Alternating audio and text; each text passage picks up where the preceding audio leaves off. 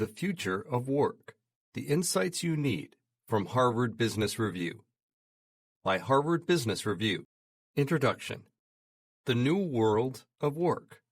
In just a handful of months, the relationship between employers and employees has fundamentally transformed due to several factors. The impact of the social justice movement, the COVID-19 pandemic, and digital evolution have dramatically accelerated the pace of change. Leaders who think that what has happened across the last year has been a blip and that we will return to normal are wrong. Much like heating water, this transformation is the result of factors that have been at play, slowly heating up for years, and then, in 2020, hit a full boil. The changes we have experienced and will continue to experience represent a fundamental shift to a new, different relationship between employees and employers. There is no going back. The New Deal between employees and employers will be redefined along a series of three dimensions: creating a shared purpose, radical flexibility, and deeper connections. The result will be organizations driving social change and improving diversity, equity, and inclusion, DE&I efforts. Employees exerting more control over where, when, and how much they work, and employers becoming more involved in supporting the life experience, not just the employment experience, of their employees. A shared DE&I purpose. To create a more diverse, equitable, and inclusive organization, leaders must go beyond the corporate messages to real behavior change. In order to drive DE&I in their organization, executives must model the right behaviors. But this is only step one. Executives must do more. They must use their budget, systems, and processes to drive DE&I throughout the organization. Improving DE&I efforts within the four virtual walls of your organization is laudable, but your workforce expects more. 3/4 of employees expect their employer to take a stance on current societal and cultural issues, even if those issues have nothing to do with their business. CEOs commonly get involved by issuing a corporate statement in response to these issues. However, research has found that only issuing a corporate statement degrades employee engagement versus the status quo of doing nothing at all. Instead, when organizations put actions behind their words by reallocating resources, changing suppliers, giving employees time off to volunteer, and explaining these moves, the number of highly engaged employees increases. This is true even for employees who disagree with the organization's stance on the issue. While they might disagree, they at least know why the decision was made. Radical flexibility. Progressive organizations have embraced the idea of radical flexibility, giving employees control over where, when, and how much they work, to meet the desires of employees and realize the potential financial benefits of a hybrid workforce. Research shows that when employees are able to choose where, when, and how much they work, the number of high performers in a company can increase by as much as 19%. Now, the question is, how do we redesign work to achieve this? While experiments are playing out across companies, one of the major lessons is that leaders must shift to a much greater emphasis on the output employees achieve, rather than the systems and processes they use to achieve it. The pandemic has revealed that, for most employees, we can break the relationship between work and place. Yet, thoughtful executives realize that there is still a critical need for real estate. They are exploring how the job of their real estate should shift to support collaboration, reinforce culture, and create moments that engage their community and customers in different ways. Deeper connections. The COVID-19 pandemic has changed the depth of the relationship between employees and employers. Managers have learned more about the personal lives of their employees than they ever thought they would. Zoom calls revealed family members, pets, and kids. Conversations about physical well-being and mental health became the norm. The result is that employers are moving from trying to improve the employee experience of their staff to improving the life experience of the human beings who happen to work for them. Companies are not just supporting their employees' lives through additional benefits like mental health and sleep support. They are pushing beyond that to have a deeper impact. For example, Novartis opened up its internal learning and development platform to employees' family members to help them learn new and necessary skills. These deeper connections pay off. Based on research, when organizations take this holistic approach, they can see a 23% increase in the number of employees reporting better mental health, a 17% increase in the number of employees reporting better physical health, and a 21% increase in the number of high performers. What this book will do. The 9 articles in this book will help you manage the new landscape of work and examine how your organization can evolve to deliver improving outcomes for both employees and employers. Section 1, The Authentic Anywhere Office, addresses several of the key issues of the new, radically flexible workforce. This section moves beyond some of the initial concerns we had about a more flexible way of working and tackles concerns that range from supporting the mental health of our employees to ensuring we are delivering on our values. Section 2, The New Workforce, challenges our very definition of who our employees are. As AI automates more roles and companies incorporate contract employees to an even greater degree, this raises a new set of frameworks and opportunities to create a different in-kind workforce. Section 3, Redefining the Inclusive Organization, paints the picture of how we need to evolve our DE&I strategies to not only be about communication, but to also invest our budget dollars in real, substantive change. Section 4, The Purpose-Driven Organization, asks the question of how organizations should become more involved and build deeper connections with their employees and their communities to drive real, sustained change. Today's new employment deal, centered on shared purpose, radical flexibility, and deeper connections, will define the future relationship between employees and employers. Organizations that get this right will have a more engaged and productive workforce, which will translate to a significant competitive advantage. Employees will be better off. Employers will be better off. The articles in this collection will help get you started. Section 1, The Authentic Anywhere Office. 1. Our Work from Anywhere Future by Prithviraj Raj Chaudhary. Before 2020, a movement was brewing within knowledge work organizations. Personal technology and digital connectivity had advanced so far and so fast that people had begun to ask, do we really need to be together in an office to do our work? We got our answer during the pandemic lockdowns. We learned that a great many of us don't, in fact, need to be co-located with colleagues on site to do our jobs. Individuals, teams, and entire workforces can perform well while being entirely distributed, and they have. So now we face new questions. Are all remote or majority remote organizations the future of knowledge work? Is work from anywhere, WFA, here to stay? Without question, the model offers notable benefits to companies and their employees.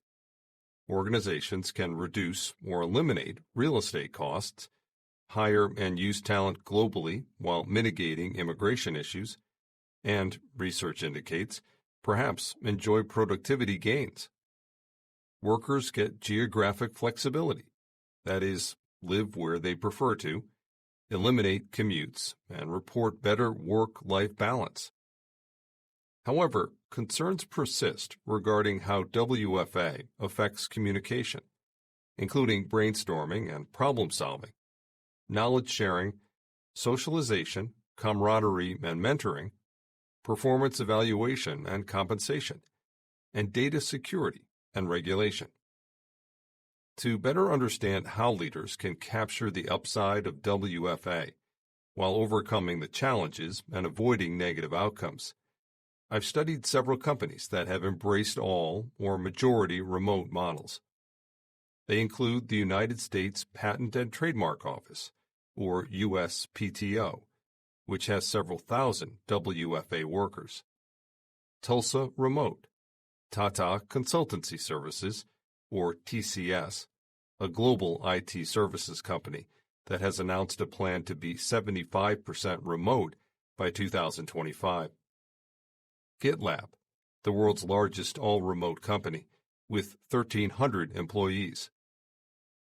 Zapier, a workflow automation company with more than 300 employees, none of them co-located, around the United States and in 23 other countries. And Mob Squad, a Canadian startup that employs WFA workers. The COVID-19 crisis has opened senior leaders' minds to the idea of adopting WFA for all or part of their workforces. In addition to TCS, companies including Twitter, Facebook, Shopify, Siemens, and State Bank of India have announced that they will make remote work permanent even after widespread vaccine availability. Another organization I've studied is BRAC, one of the world's largest NGOs, which is headquartered in Bangladesh. Forced into remote work this year, it is deciding what work model to adopt for the long term. If your organization is considering a WFA program, transition, or launch, this article can provide a guide. A short history of remote work.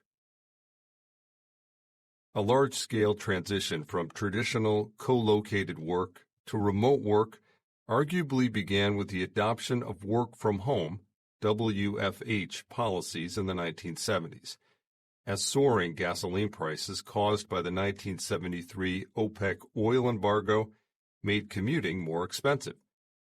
Those policies allowed people to eschew physical offices in favor of their homes, co-working spaces, or other community locations, such as coffee shops and public libraries, for occasional days, on a regular part-time basis or full-time, with the expectation that they would come into the office periodically. Workers were often also given control over their schedules, allowing them to make time for school pickups, errands, or midday exercise without being seen as shirking. They saved time by commuting less and tended to take fewer sick days.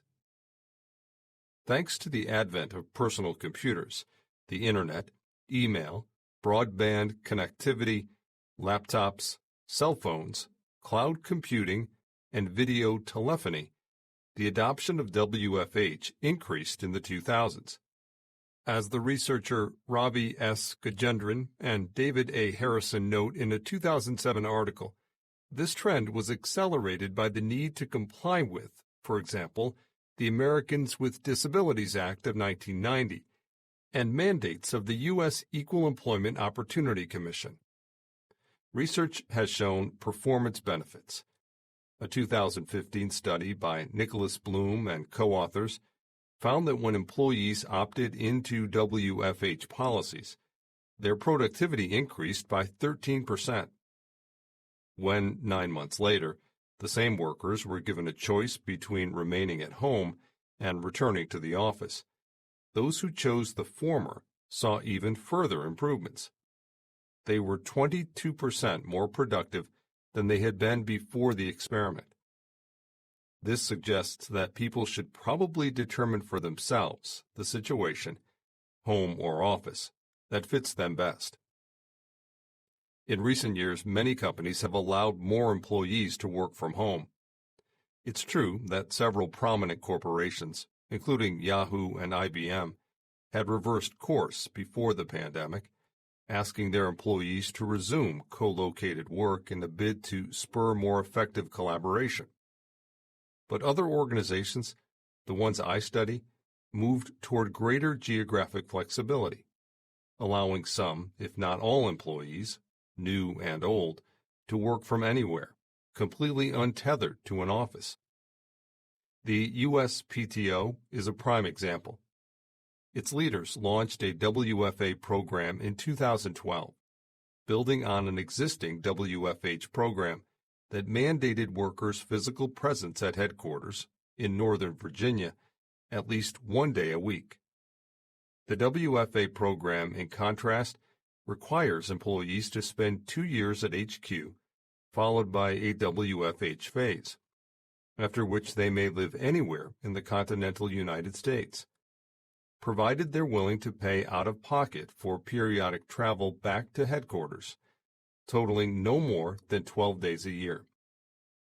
The patent examiners in the program dispersed all across the country, choosing to move closer to family, to better climates, or to places with a lower cost of living.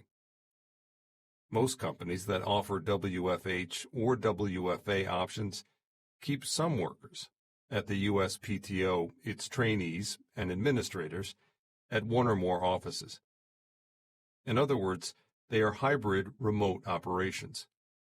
But the experiment with all remote work forced by COVID-19 has caused some of these organizations to strategically move toward majority remote, with fewer than 50% of employees co-located in physical offices.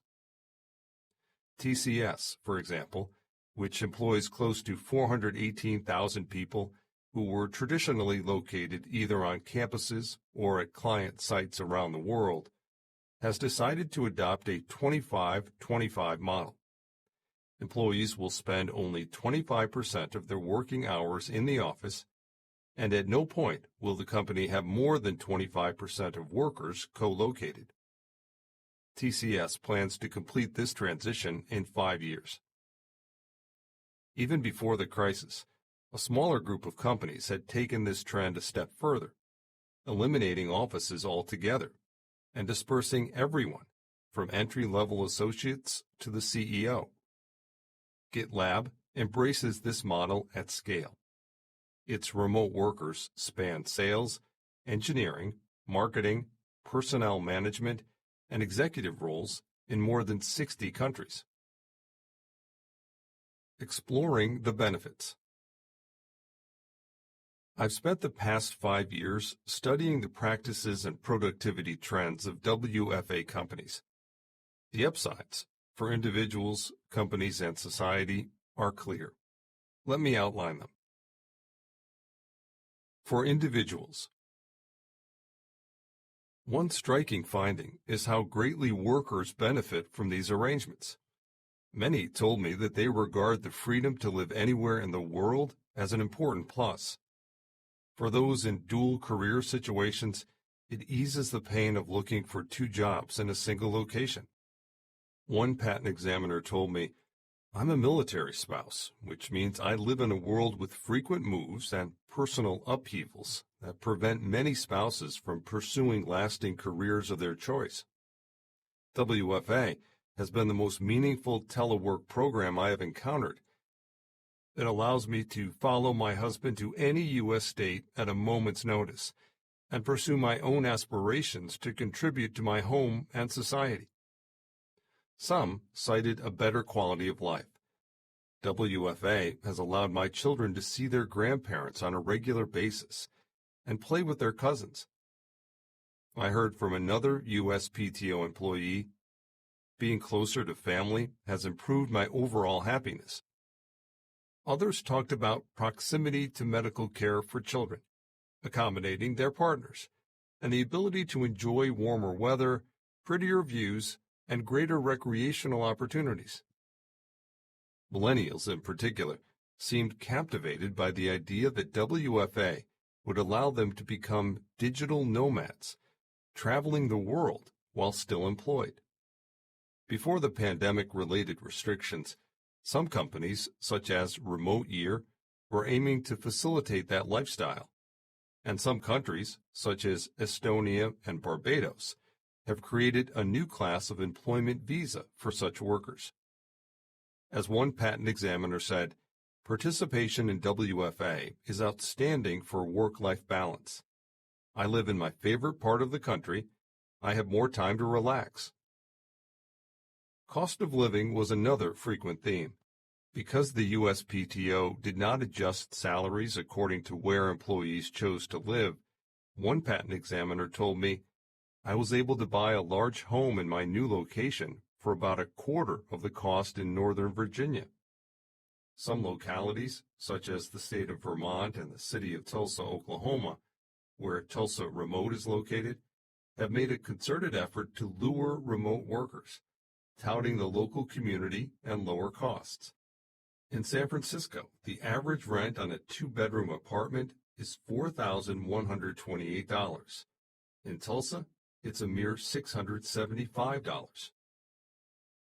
WFA also helps knowledge workers deal with immigration issues and other restrictions on their ability to secure good jobs.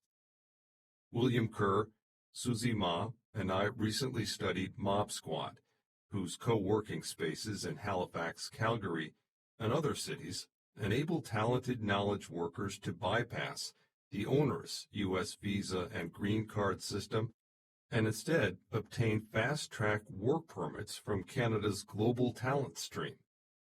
Thus, they can continue serving companies and clients in the United States and other countries while living and paying taxes in Canada.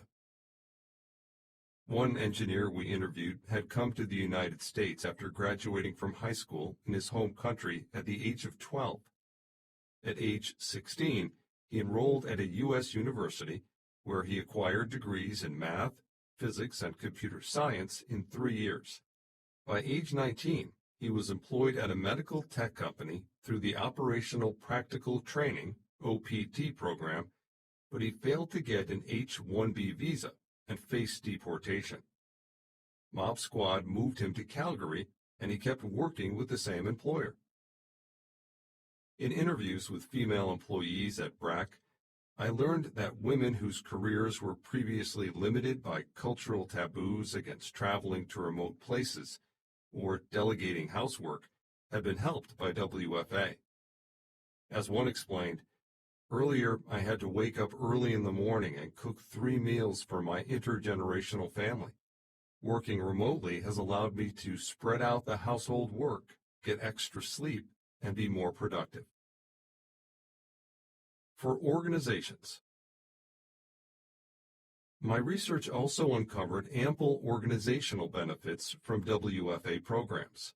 For example, they increase employee engagement, an important metric of success for any company. In 2013, a year after it instituted work from anywhere, the USPTO was ranked highest on the best places to work in the federal government survey. Workers are not only happier, but also more productive. When Cyrus Ferogi, Barbara Larson, and I evaluated the USPTO's transition from WFH to WFA, the timing of which happened at random for workers who'd chosen that path, we found that WFA boosted individual productivity by 4.4%, as measured by the number of patents examined each month. The switch also led examiners to exert greater effort. Of course, further research is needed to determine whether WFA generates similar benefits for workers performing different tasks in other team structures and organizations. Some gains generated by WFA are more obvious. For example, fewer in-office employees means smaller space requirements and reduced real estate costs. The USPTO estimated that increases in remote work in 2015 saved it $38.2 million. WFA programs also hugely expand an organization's potential talent pool to include workers tied to a location far from that of the company. That's a primary reason for the adoption at TCS of what it calls Secure Borderless Workspaces, or SBWs.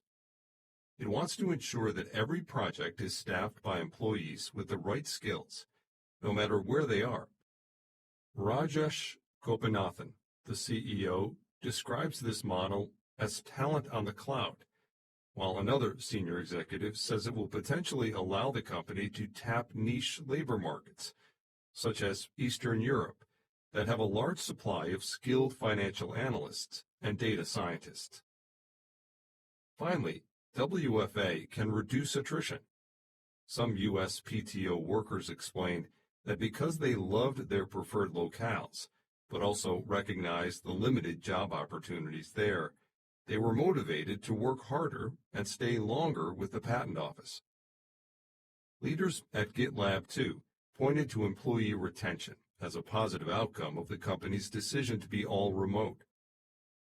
The net benefit, they believe, including the productivity increases and property cost savings they've seen, equals $18,000 a year for each worker.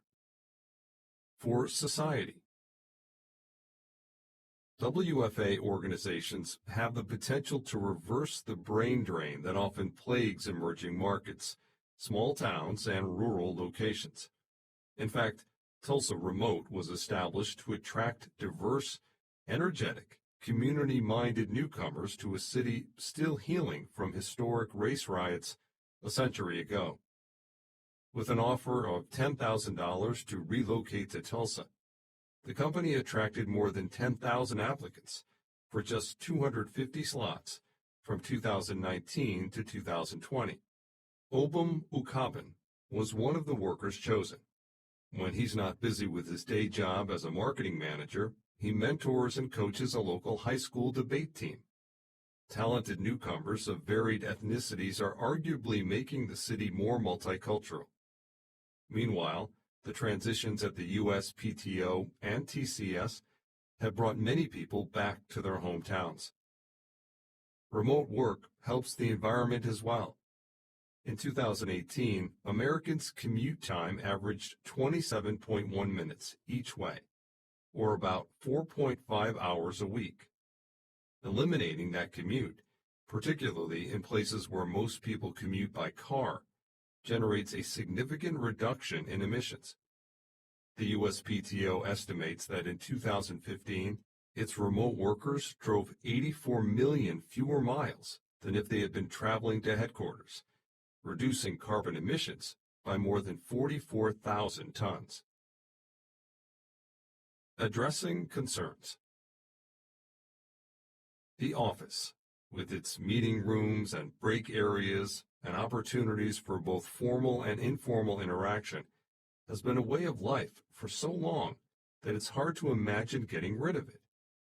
And legitimate hurdles exist to making all remote work not only manageable but successful. However, the COVID-19 all-remote experiment has taught many knowledge work organizations and their employees that with time and attention, those concerns can be addressed. And in the companies I've studied, several best practices are emerging. Communication, brainstorming, and problem solving. When workers are distributed, synchronous communication becomes more difficult. Tools such as Zoom, Skype, Microsoft Teams, and Google Hangouts can help for those working in the same or similar time zones, but not for those spread farther apart. In research with Jasmina Chauvin and Tommy Panfang, I found that when changing to or from daylight savings time caused a 1 to 2 hour reduction in business hour overlap, BHO, between offices of a very large global corporation, the volume of communication fell by 9.2%, primarily among production workers. When BHO was greater, R&D staffers conducted more unplanned synchronous calls. Group meetings are even harder to schedule. Nadia Vitalidis of GitLab's People Operations Group says that having team members in Manila, Nairobi, Johannesburg, Raleigh, and Boulder made finding a time for their weekly group call nearly impossible.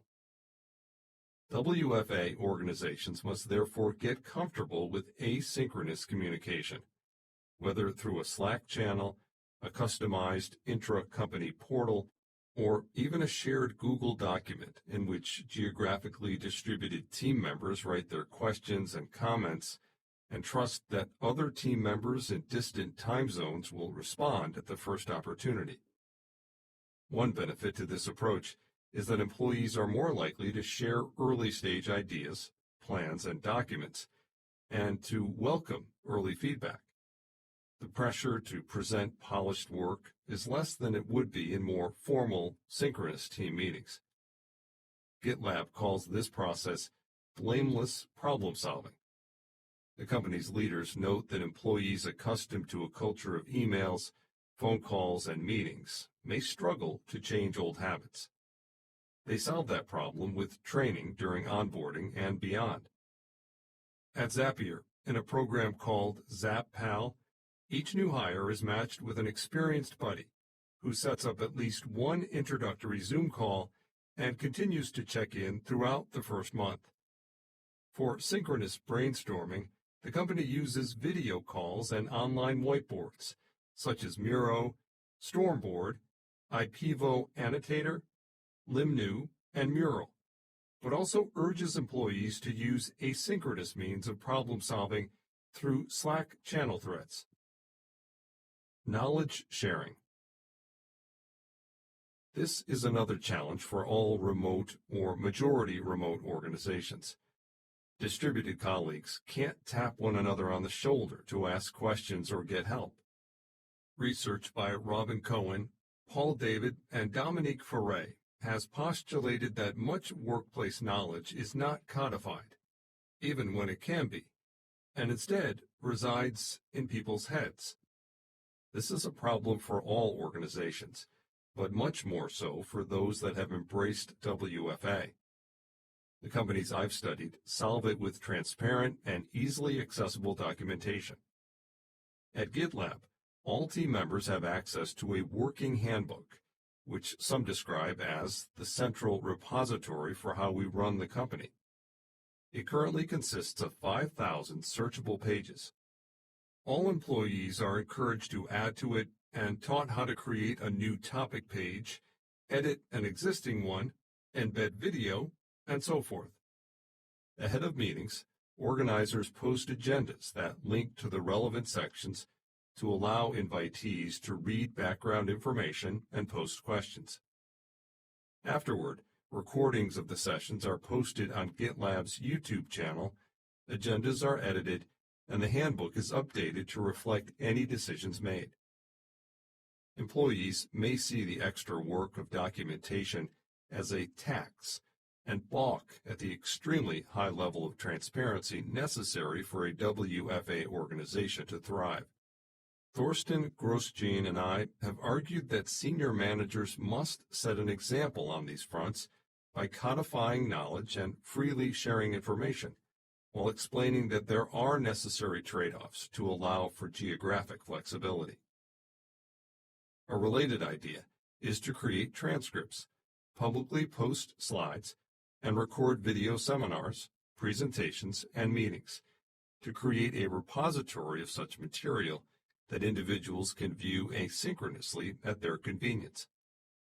For its 2020 annual meeting, which was forced by the pandemic to go virtual, the Academy of Management curated 1,120 pre-recorded sessions, arguably expanding the flow of knowledge to scholars, especially those in emerging markets, far more than would have been possible at the in-person event, which typically happens in North America. Socialization, camaraderie, and mentoring. Another major worry cited by managers and workers alike is the potential for people to feel isolated socially and professionally, disconnected from colleagues and the company itself. particularly in organizations where some people are co-located and some are not. Research by Cicely D. Cooper and Nancy B. Kurland have shown that remote workers often feel cut off from the information flow they would typically get in a physical office. Without in-person check-ins, managers may miss signs of growing burnout or team dysfunction. Even with video conferencing that allows for reading body language and facial expressions, the concern is that virtual colleagues are less likely to become close friends because their face-to-face interactions are less frequent. As GitLab's technical evangelist Priyanka Sharma put it, "I was very nervous when I was first thinking of joining because I was very social in the office. I worried that I would be so lonely at home and wouldn't have that community feel." Hauda Eliazgi, a marketing executive on the Tulsa remote team, expressed similar sentiments. Remote work can be very isolating, especially for introverts. You almost have to create an intentional experience when you're socializing with others, and then you have to be on all the time, even when you're trying to relax. That's taxing. In my research, I've seen a range of policies that seek to address these concerns and create opportunities for socialization and the spreading of company norms. Many WFA organizations rely on technology to help facilitate virtual water coolers and planned randomized interactions, whereby someone in the company schedules groups of employees to chat online. Some use AI and virtual reality tools to pair up remote colleagues for weekly chats. For example, Psych Insights is using data on individual communication styles and AI to create Slackbot buddies, while eXp Realty, an all-remote company I'm currently researching, uses a VR platform called Verbella to create a place for distant team members to gather in avatar form. Sid Sijbrandij, a co-founder and the CEO of GitLab, told me, "I know at Pixar they placed the restroom centrally, so people would bump into each other. But why depend on randomness for that? Why not step it up a notch and actually organize the informal communications?" These mixers often include senior and C-suite executives. When I described them to my HBS colleague, Christina Wallace, she gave them a nice name, Community Collisions, and companies have always needed to manufacture them. Research dating back to Thomas J. Allen's work at MIT in the 1970s shows that workers co-located on the same campus may not experience serendipitous interactions if they are separated by a wall, a ceiling, or a building. When it comes to interaction between people at different hierarchical levels, my research has revealed two problems with straightforward solutions. Yafor Bojanov, Ashish Rambachan, and I found that the senior leaders of a global firm were often too stretched to offer one-on-one mentoring to virtual workers. So we implemented a Q&A process, whereby workers posed questions through a survey and leaders responded asynchronously. Senior managers at another global firm told me that they had difficulty being themselves on camera, whereas young remote workers were living their lives on Instagram. Their older colleagues found virtual engagement harder. The company implemented coaching sessions to make those executives more comfortable on Microsoft Teams. Another solution to the socialization problem is to host temporary co-location events, inviting all workers to spend a few days with colleagues in person. Prior to COVID-19, Zapier hosted 2 of those a year, paying for employee flights, accommodation, and food, giving teams an activities budget, and sending people home with $50 to use on a thank you gift for their loved ones. Carly Moulton, the company's senior communication specialist, told me, "Personally, I've made a lot of friendships with the people I travel to and from the airport with.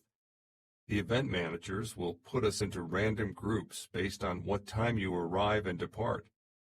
I've always been with people I don't normally work with, so it's nice to have a dedicated time when you have to make conversation. Finally, at the USPTO, I learned another way to create camaraderie. Several WFA examiners have voluntarily created remote communities of practice, so that a handful of them get together periodically. A group living in North Carolina, for example, decided to schedule meetings on a golf course to socialize, discuss work, and problem solve together. Another manager created a virtual meal by ordering the same pizza for delivery to the homes of all remote direct reports during a weekly team call. Performance evaluation and compensation. How can you rate and review employees you're never physically with, particularly on soft but important metrics such as interpersonal skills? All remote companies evaluate remote workers according to the quality of their work output, the quality of virtual interactions, and feedback from clients and colleagues. Zapier, for example, uses Help Scout for customer support replies. A feature of this software is that customers can submit a happiness score by rating the response as great, okay, or not good. In the spring and summer of 2020, as groups suddenly transitioned to remote work, I was asked whether managers should use software to track worker productivity and prevent shirking. I am very much opposed to this Orwellian approach. The USPTO addressed claims of examiner fraud and attendance abuse in its WFA program following a review by the U.S. Commerce Department's Office of the Inspector General. Those claims involved either over-reporting of hours worked or shifts in the time logs of completed work, such as backloading at the end of a calendar quarter, neither of which related to the metric on which performance was measured, the number of patents examined. Nevertheless, from then on, all USPTO teleworkers had to use organizational IT tools, such as logging into a virtual private network, VPN, having a presence indicator turned on, and using the same messaging services. But when we compared data from before and after that intervention, we found that it had no effect on average output. How to set compensation for workers who work from anywhere is an active and interesting debate. As mentioned, it's a benefit to be able to reside in a lower cost of living locale while earning the income one would in a more expensive one. But that's conditional on the companies not adjusting wages according to where a worker lives, as was the case at the USPTO. Matt Mullenweg, the founder of Automatic, parent of WordPress, another all-remote company, told me that its policy is to pay the same wages for the same roles, regardless of location. But GitLab and other companies do have different pay for different geographies, taking into account the experience of the worker, the contract type, and the task being performed. Although research is needed on which approach is optimal, it's possible that companies that tie wages to location will lose high-quality WFA workers to rivals that don't. Another pertinent issue is whether to pay WFA workers in the currency of the country where the organization is incorporated or the local one, in part to ensure consistent wages across locations over time, given exchange rate fluctuations. Data security and regulation. Several managers told me that cybersecurity was a big area of focus for WFA programs and organizations. What if the WFA worker takes photographs of client data screens and sends them to a competitor? One asked. The CIOs of some companies with remote work policies said another key concern was employees' use of personal, less protected devices for work at home. It's true that all remote companies have to work harder to protect employee, corporate and customer data. As TCS transitions to a majority remote model, it has moved from perimeter-based security, whereby the IT team attempts to secure every device, to transaction-based security, whereby machine learning algorithms analyze any abnormal activities on an employee laptop. Mob Squad has replicated its client security infrastructure for WFA workers, and employees work on clients' cloud, email, and hardware in its offices for security reasons. All remote and majority remote organizations I have studied are experimenting with a wide range of solutions to protect client data using predictive analytics, data visualization, and computer vision. Transitioning to an all-remote or a majority remote organization sometimes requires jumping regulatory hurdles as well. At the onset of the pandemic, when TCS was forced to become all remote, it had to work with NASSCOM, India's National Association of Software and Service Companies, and the Indian authorities to change laws overnight so that call center staffers could work from home. Other laws had to be tweaked so that TCS workers could take laptops and other equipment out of physical offices located in India's special economic zones. Irfan Rauji, the founder and CEO of Mob Squad, had to work closely with the Canadian government to ensure that the economic migrants chosen by the company to move to Canada could receive their expedited work permits and be integrated into its model. Any all-remote organization thinking about hiring talent globally has to consider local labor laws as they relate to hiring, compensation, pensions, vacation, and sick leave. Is this right for your organization?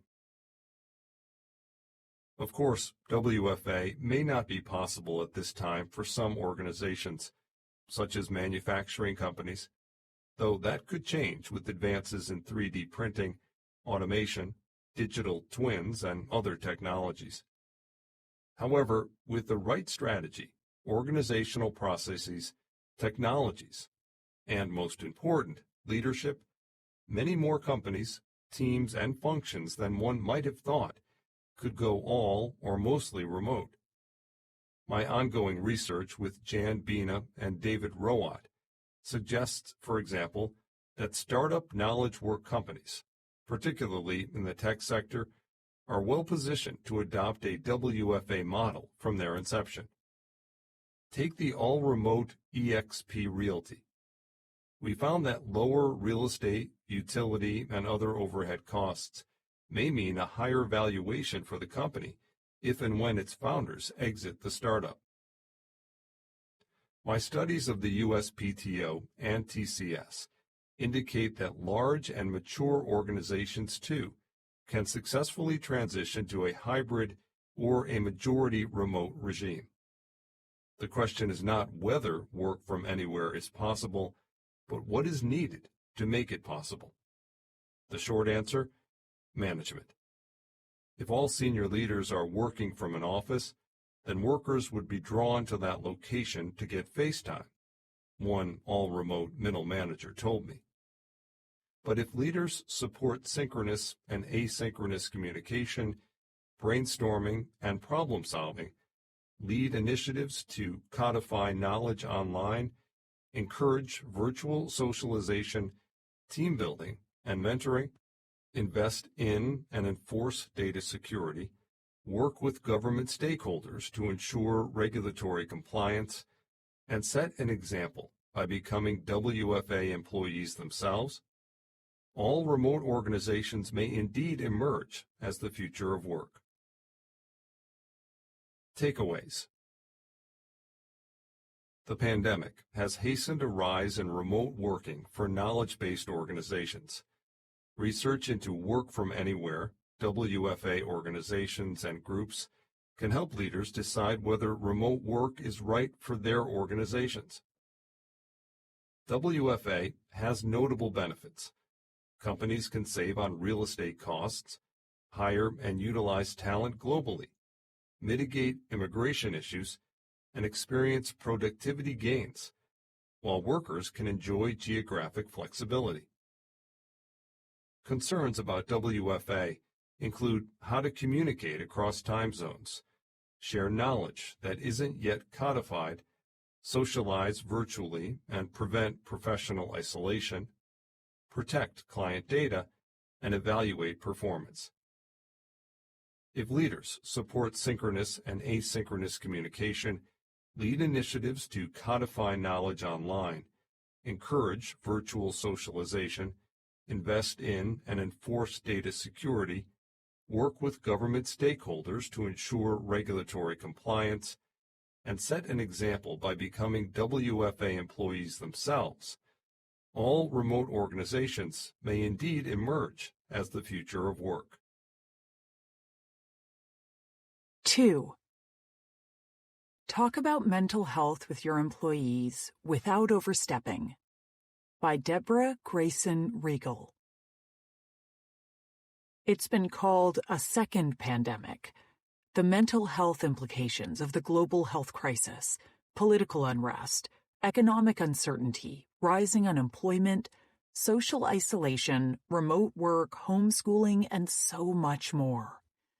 And while it can feel like the first pandemic has been with us long enough for employees to have accessed the necessary resources and strategies for handling their stress, the fact is, many of us are struggling more, not less.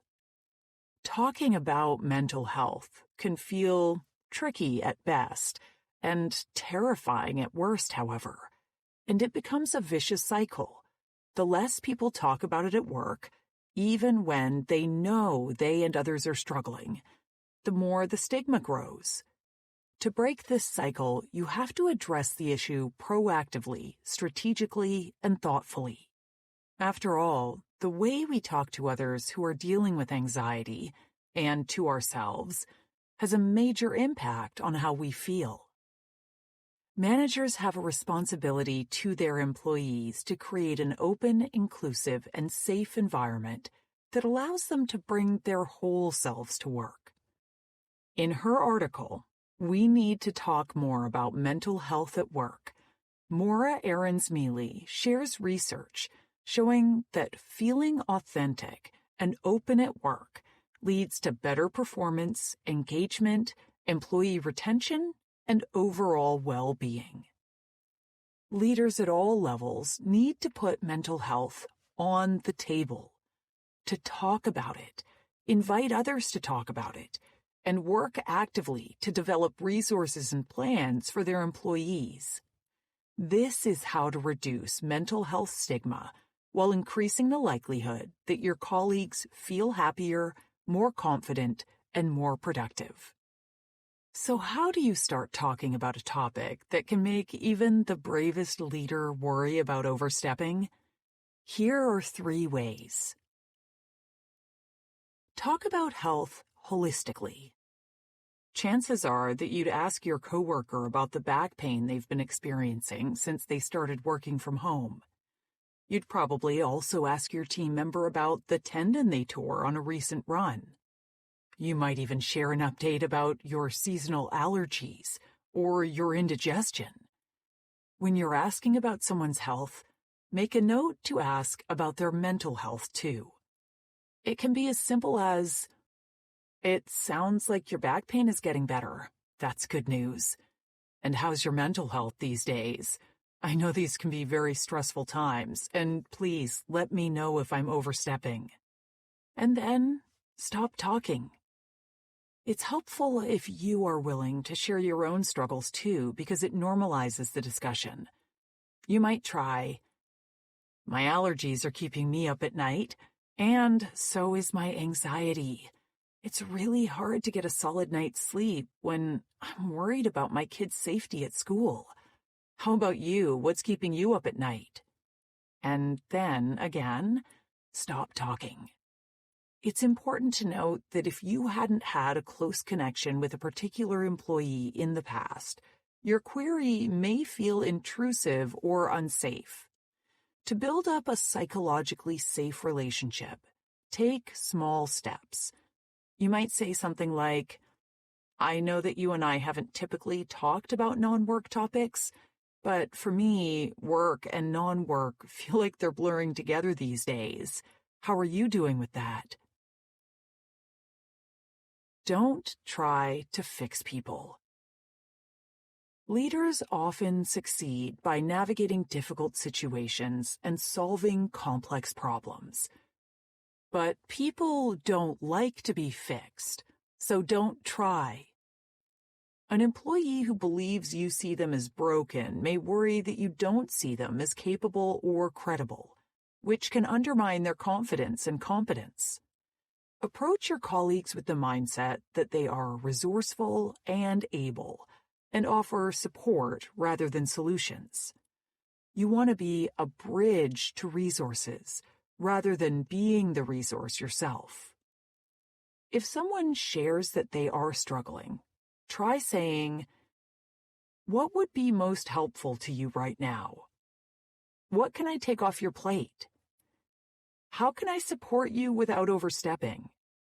Let's discuss the resources we have available here and what else you might need." I've been through something similar. And while I don't want to make this about me, I'm open to sharing my experience with you if and when it would be helpful. Really listen. Financier Bernard Baruch said, "Most of the successful people I've known are the ones who do more listening than talking. But it's not enough to just listen. You need to do it well. But that's not always easy, especially now when our own preoccupations, distractions, biases, and judgments get in the way. If you want to create an environment where your employees feel heard, respected, and cared for, here's how. Be clear with yourself and your colleague that your intention for listening is to help. Suspend judgment of yourself and the other person by noticing when an approving or disapproving thought enters your mind. Let it pass or actively send it away. Focus on your colleague and their experience, being sure to separate their experience from yours. Listen for overall themes, such as social isolation or financial concerns. And don't get mired in the details, which can distract you from the big picture of what's going on with them. Since you're there to support them, rather than solve their problems, you don't need to know the specifics. Listen with your eyes as well as your ears. Notice changes in facial expressions, which can give you some cues to what the person is actually feeling, and may be different from what they're saying. Recognize that when you start thinking to yourself, "What am I supposed to do?" you've stopped listening. Let your colleague know if something is interfering with your ability to really listen, whether it's an urgent email, your child demanding your attention, or your own stress, and offer to reschedule your conversation for a time when you can fully attend to them. As World Health Organization Ambassador Leah Kabedi said, "Helping others isn't a chore. It is one of the greatest gifts there is." Your willingness to open an honest conversation about mental health with your employees is exactly the kind of gift that so many people want and need right now. Takeaways. Leaders at all levels need to put mental health on the table, to talk about it, invite others to talk about it, and work actively to develop resources and plans for their employees. To start the conversation, you should use physical health as a transition into talking about mental health.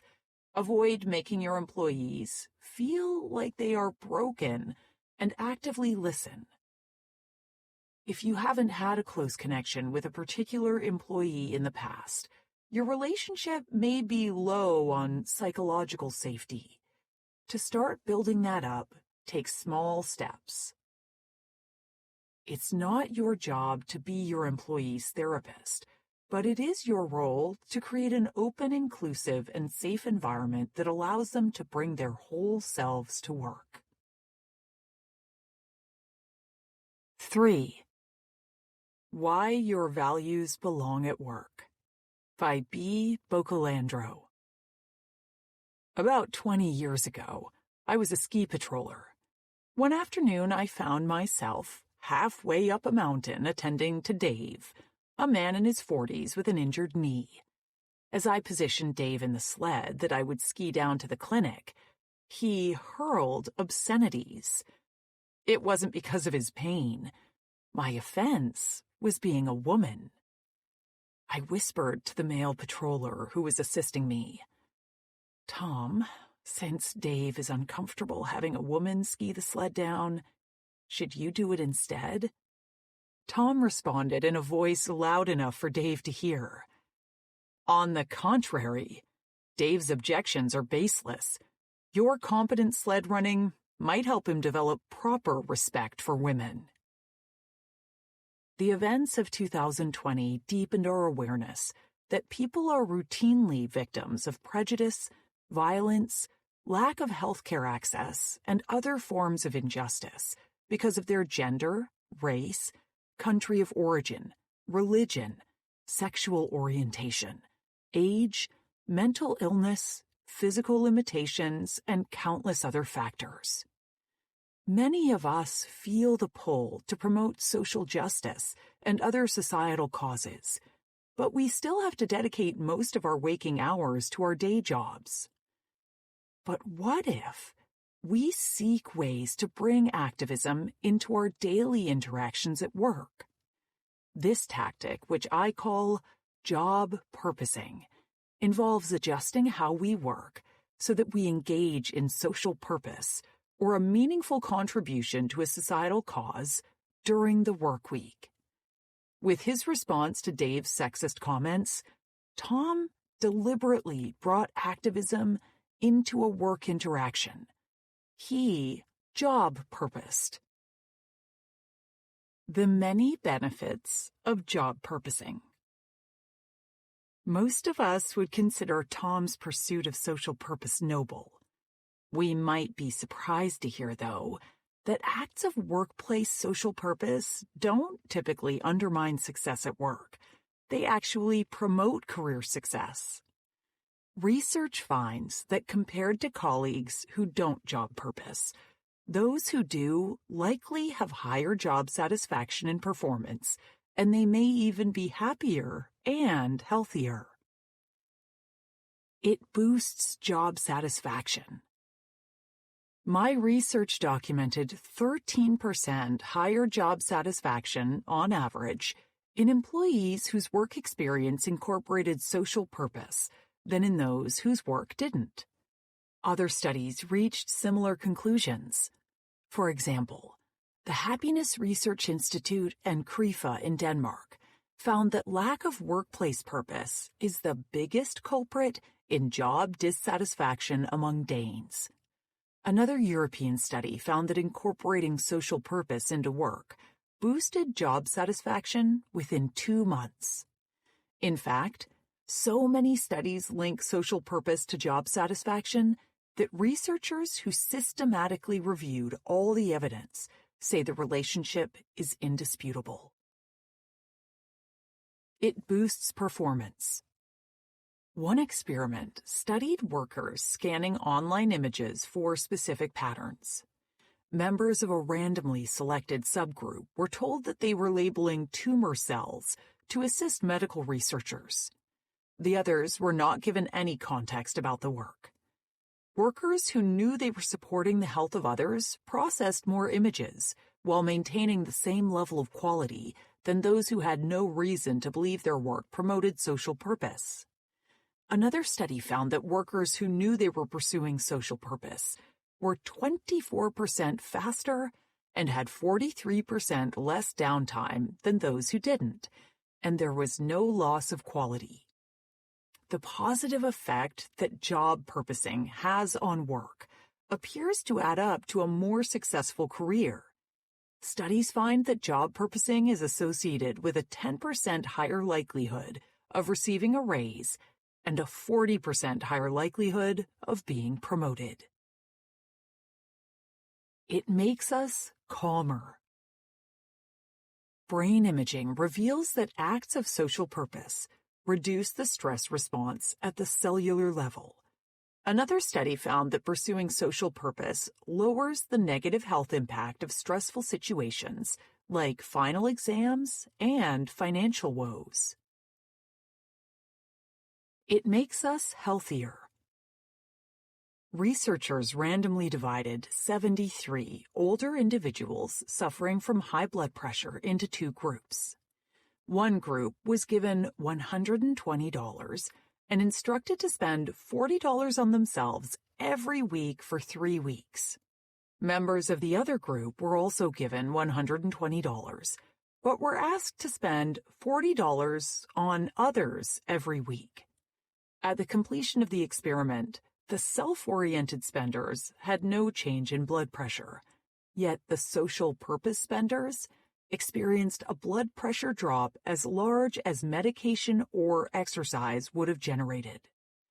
In another study, researchers randomly divided a group of adolescents into two groups. One volunteered for charitable causes, and the other did not.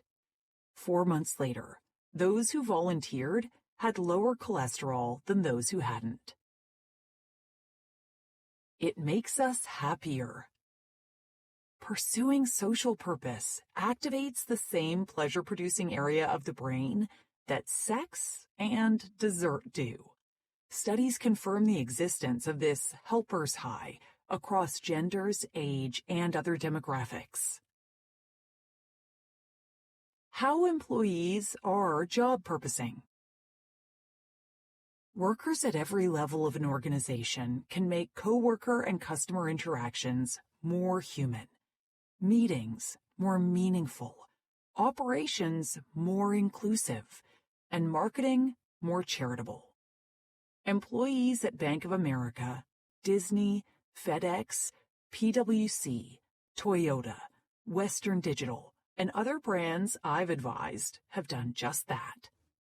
Many companies have adopted policies aimed at reducing bias and combating racism. For example, Starbucks and Walmart don't ask job applicants about criminal history to ensure their preliminary selection process doesn't discriminate against former felons. And plenty of HR departments and supervisors have rolled out unconscious bias training to help identify patterns of discriminatory thinking and behavior. While these policies are important, smaller, individual actions can go a long way toward promoting social justice too. Consider these real-world examples of individual job purposing. A supervisor at a Fortune 500 hospitality company consistently asks those who are quiet in meetings, who, evidence shows, are disproportionately women and people of color, to share their thoughts. A white realtor has preemptive conversations about unconscious bias with property owners before they review applications or offers. She explains that most people unknowingly view minority candidates less favorably than others, shares that it takes concerted effort to overcome this unconscious bias, urges them to make that effort, and provides links to resources to help them do so. A catering business orders at least 20% of its food from small businesses run by people from minority groups. A line worker at a manufacturing plant adopts a no racism policy in conversations. If a coworker belittles any race, he says, "That's not cool. I won't take part in racism." If this doesn't stop the offenders, he leaves the conversation. We can also leverage our day jobs to support other societal causes, including strengthening local nonprofits and helping victims of domestic violence, like these workers did. An instructor at an accounting firm replaced a written case study assignment in her new hire class with free consulting for a local nonprofit, Now she strengthens nonprofit organizations through every training. After several clients dropped hints that they were victims of domestic violence, a hairdresser trained to become a victim advocate and now knows she's offering the type of response that's most likely to help. A commercial landlord loaned her vacant properties to a nonprofit that used them as staging areas for month-long neighborhood cleanups. About a year after I transported Dave down the mountain, I found him waiting for me at a ski patrol headquarters where he apologized to me for his sexist remarks. It appears that Tom had nudged Dave toward being less prejudiced. That's the best part of job purposing. We can end our work week gratified to know that we not only helped our organization, but that we also made a positive societal impact. Takeaways. It can feel hard to make a real positive impact in your community when you spend so much of your time at work. Job purposing is a way to adjust how you work so that you make a meaningful contribution to a societal cause during the work week. Job purposing involves adjusting how we work so that we engage in social purpose or a meaningful contribution to a societal cause while working. Ample research shows that job purposing boosts job satisfaction and performance and makes us calmer, healthier, and happier. Workers at every level of an organization can find creative ways to promote social justice and aid their communities while at work. For example, a catering business orders at least 20% of its food from small businesses run by people from minority groups. Section 2.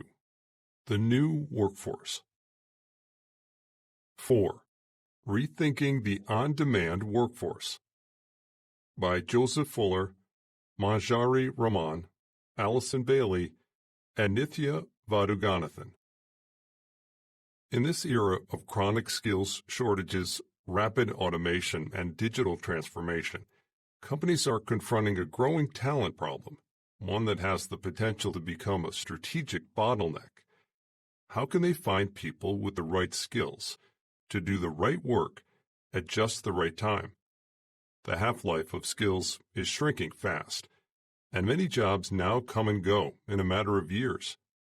Not only that, but major demographic changes are underway. Boomers are aging out of the workforce, and millennials and Gen Z are taking over, bringing with them very different priorities about who should do what work and where, when, and how it should get done. To help companies address these challenges, a new generation of talent platforms, such as Catalant, Innocentive, Kaggle, Toptal, and Upwork, has emerged.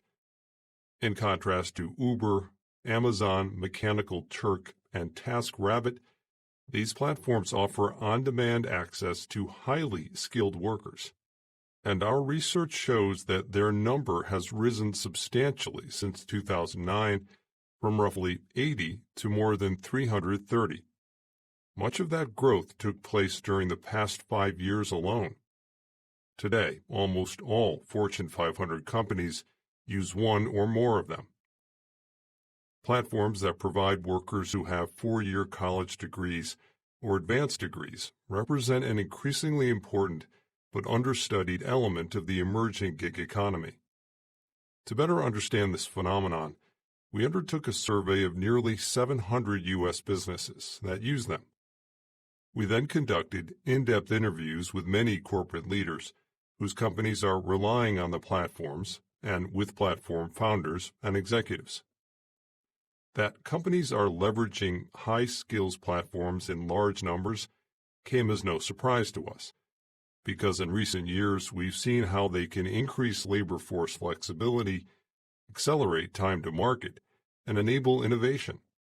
We were impressed, however, by the variety of engagements that companies are making with the platforms. They're seeking help with projects that are short and long-term, tactical and strategic, specialized and general.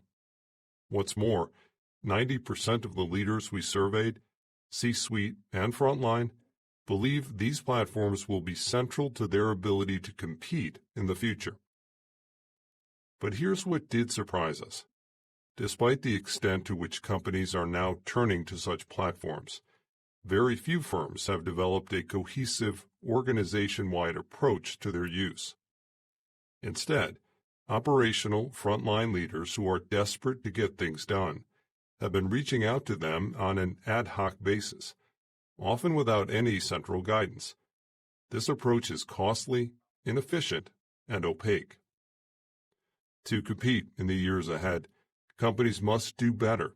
They'll have to acknowledge and embrace the full potential of digital talent platforms, which is to say, figure out how to engage strategically with what you might call the on-demand workforce. Though millions of workers were laid off this past spring, in the coming months, employers will begin to rehire, and when they do, they'll need to be more purposeful about their approach to talent.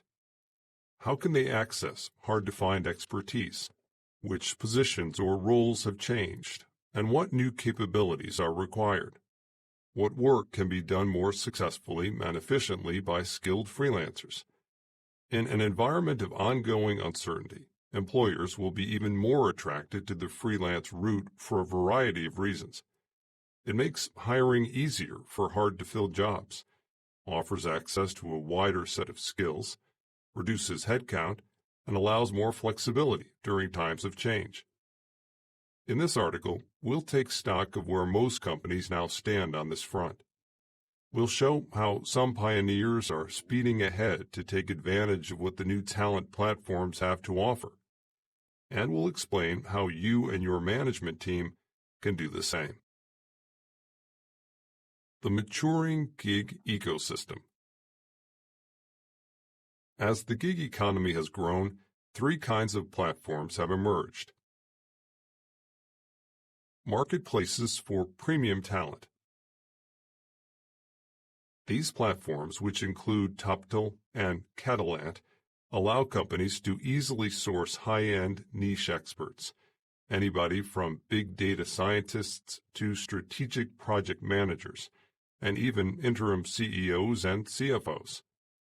Toptal, for example, claims it culls the top 3% of freelancers from across the globe. Experts might be hired for strategic initiatives or embedded in teams, and the projects they're assigned to can range in length from a few hours to more than a year. The COVID-19 crisis is increasingly turning companies toward this kind of platform. Consider that this past spring, Catalant reported a 250% increase in demand for supply chain expertise. Full disclosure, co-author Joseph Fuller is an advisor to Catalant's board of directors. Marketplaces for freelance workers. These platforms, which include Upwork, Freelancer, and 99 Designs, match individuals with companies for discrete, task-oriented projects, designing a logo, say, or translating a legal document. For example, when Amazon wanted to explore creating custom social media content for its new TV shows, it tested the waters with Tangle, which connects companies to individuals with media know-how. Many freelance platforms offer access to workers from around the world with a wide variety of skills, and payment is often per completed task. COVID-19 is accelerating the move toward these platforms too.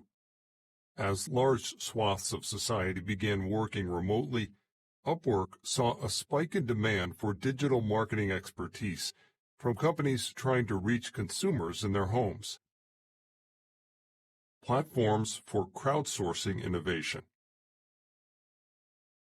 These platforms, which include Innocentive and Kaggle, allow companies to post problems in large communities of technically sophisticated users and reach a far broader base of them than could ever be found or developed in-house. The challenges run the gamut from simple coding projects to complex engineering dilemmas. Working with the platforms, companies often create competitions and offer prizes for the best solutions. The U.S. Transportation Security Administration, for example, ran a $1.5 million competition on Kaggle to help improve the algorithms that predict threats using images from airport scanning equipment. Enel, the Italian multinational energy company, uses multiple crowdsourcing platforms to generate ideas for a host of issues: how to improve recruiting, and even what to do with defunct thermal plants.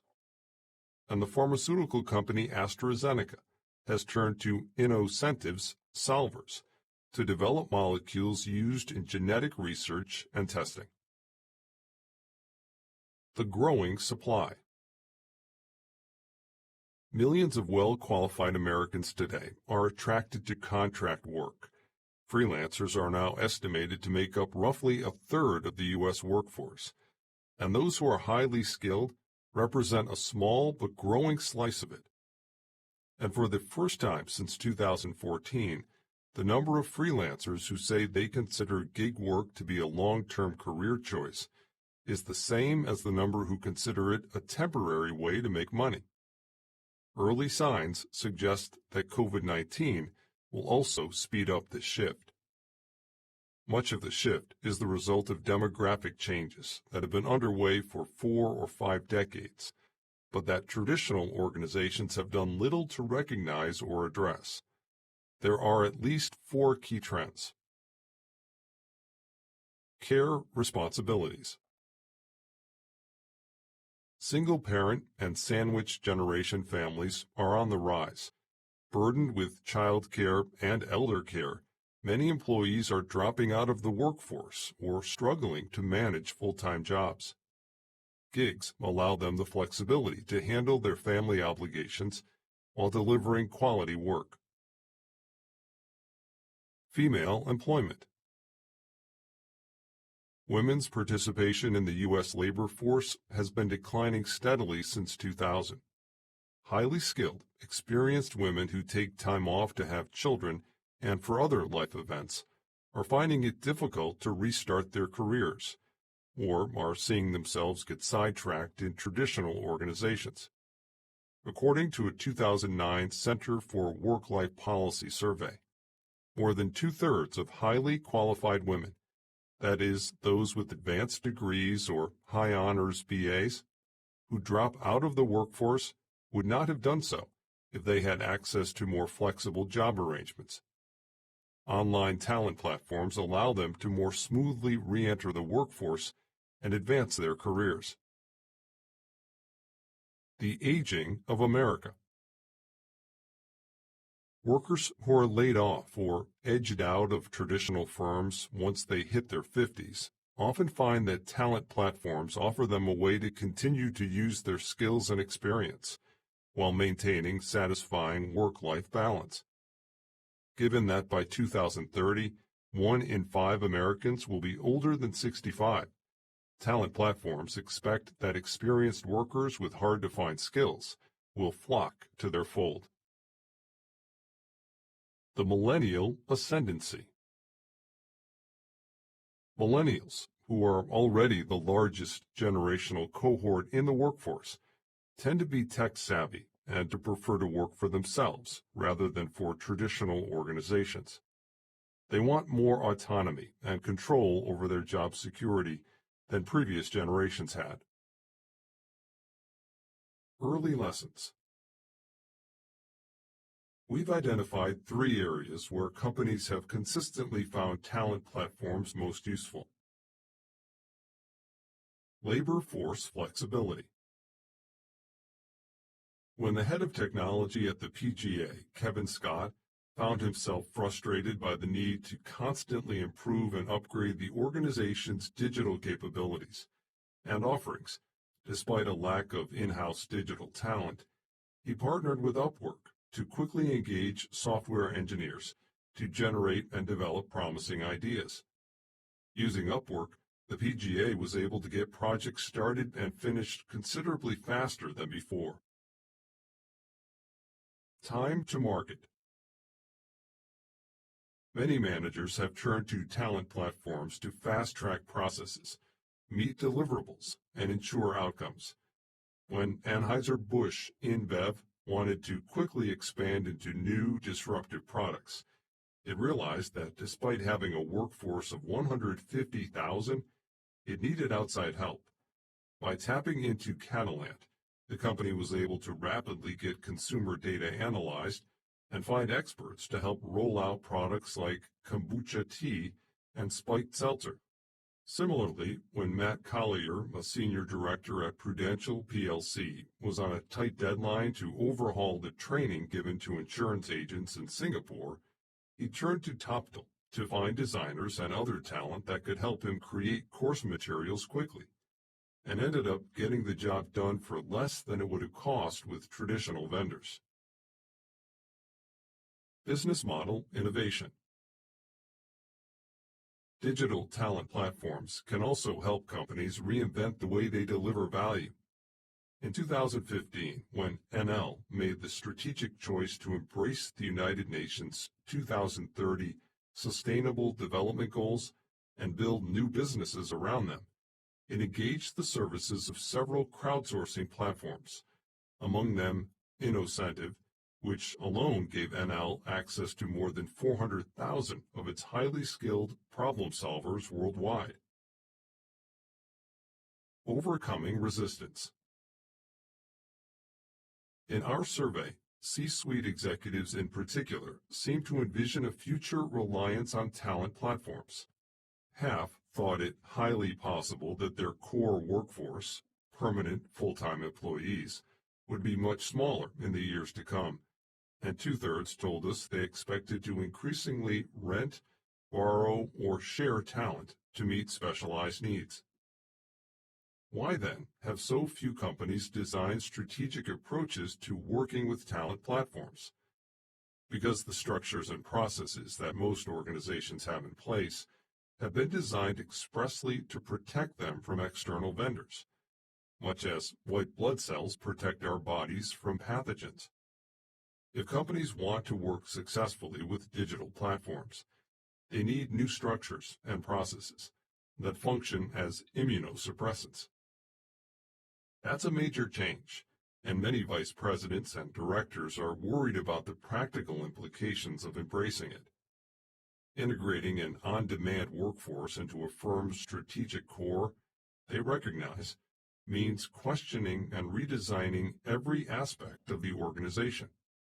For managers already in the throes of a digital transformation, the prospect of taking on another massive project is hardly appealing. But a digital transformation requires a talent transformation. The two go hand in hand. Company leaders understand this. Nearly two-thirds of our survey respondents reported that understanding the digital skills needed for the future had been a top priority for them in the previous 3 years. The very nature of work changes with more technology and automation, as does a company's ability to find the skills needed to do that work.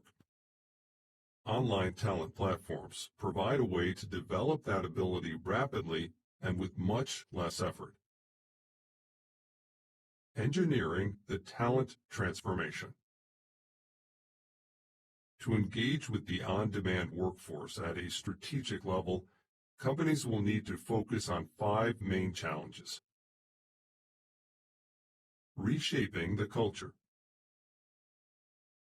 When a company decides to turn core functions over to freelance workers, permanent employees often feel threatened. They struggle with sharing information, raise doubts about the values and work habits of outsiders, and assume the worst.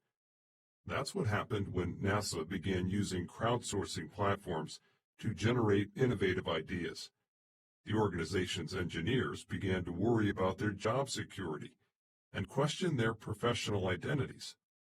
As one employee put it, his colleagues were not used to saying, "Hey, we have a problem and we don't know how to solve it. Can you help?" Often the strongest opposition comes from employees who have the least exposure to high-skills talent platforms. The members of NL's leadership team saw this when they decided to seek external innovation help. Pushback came not just from the rank and file, but also from senior leaders who were nervous about the message this approach would send. Was turning to freelancers a sign of weakness? Did it signal that the leadership team lacked confidence in the permanent staff? But with some careful attention to cultural change, the company managed to overcome that resistance. Instead of allowing employees to fear the unknown, NL focused on educating employees about how they could benefit from an on-demand workforce. According to Ernesto Chiora, the company's chief innovability officer, the first step was to help all full-timers understand that they could use talent platforms to tap a powerful new source of strength. Innovability is NL's term for innovation plus sustainability.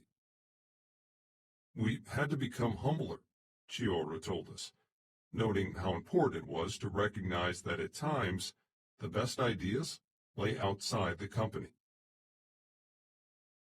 Rethinking the employee value proposition. Companies need to get employees to see how they personally can benefit from talent platforms. That's what one private equity firm did when it rolled out plans to collaborate with Upwork. According to Hayden Brown, Upwork's CEO, the message that the firm sent its employees was, "This is a way to help you.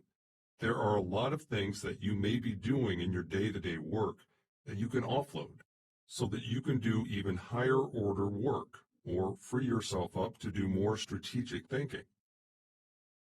However, as more teams include full-time and gig employees, working norms will have to change. Full-time employees will often need to step into coach and connector roles, asking questions of outside colleagues, identifying discrete pieces of work for external partners, and making it possible for gig workers to tap institutional knowledge. Full-time and gig employees will also have to learn how to work productively across dispersed, often remote teams.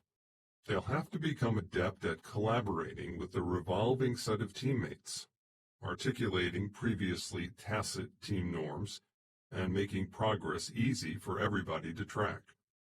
Companies will have to base promotion incentives for managers on outcomes attained rather than full-time employees overseen.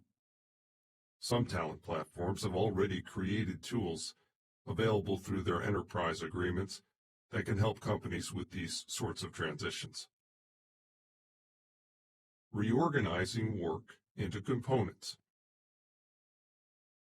One of the biggest predictors of whether a company will get the most out of a talent platform partnership is how well it can break work down into rigorously defined components that can be easily handed over to outsiders.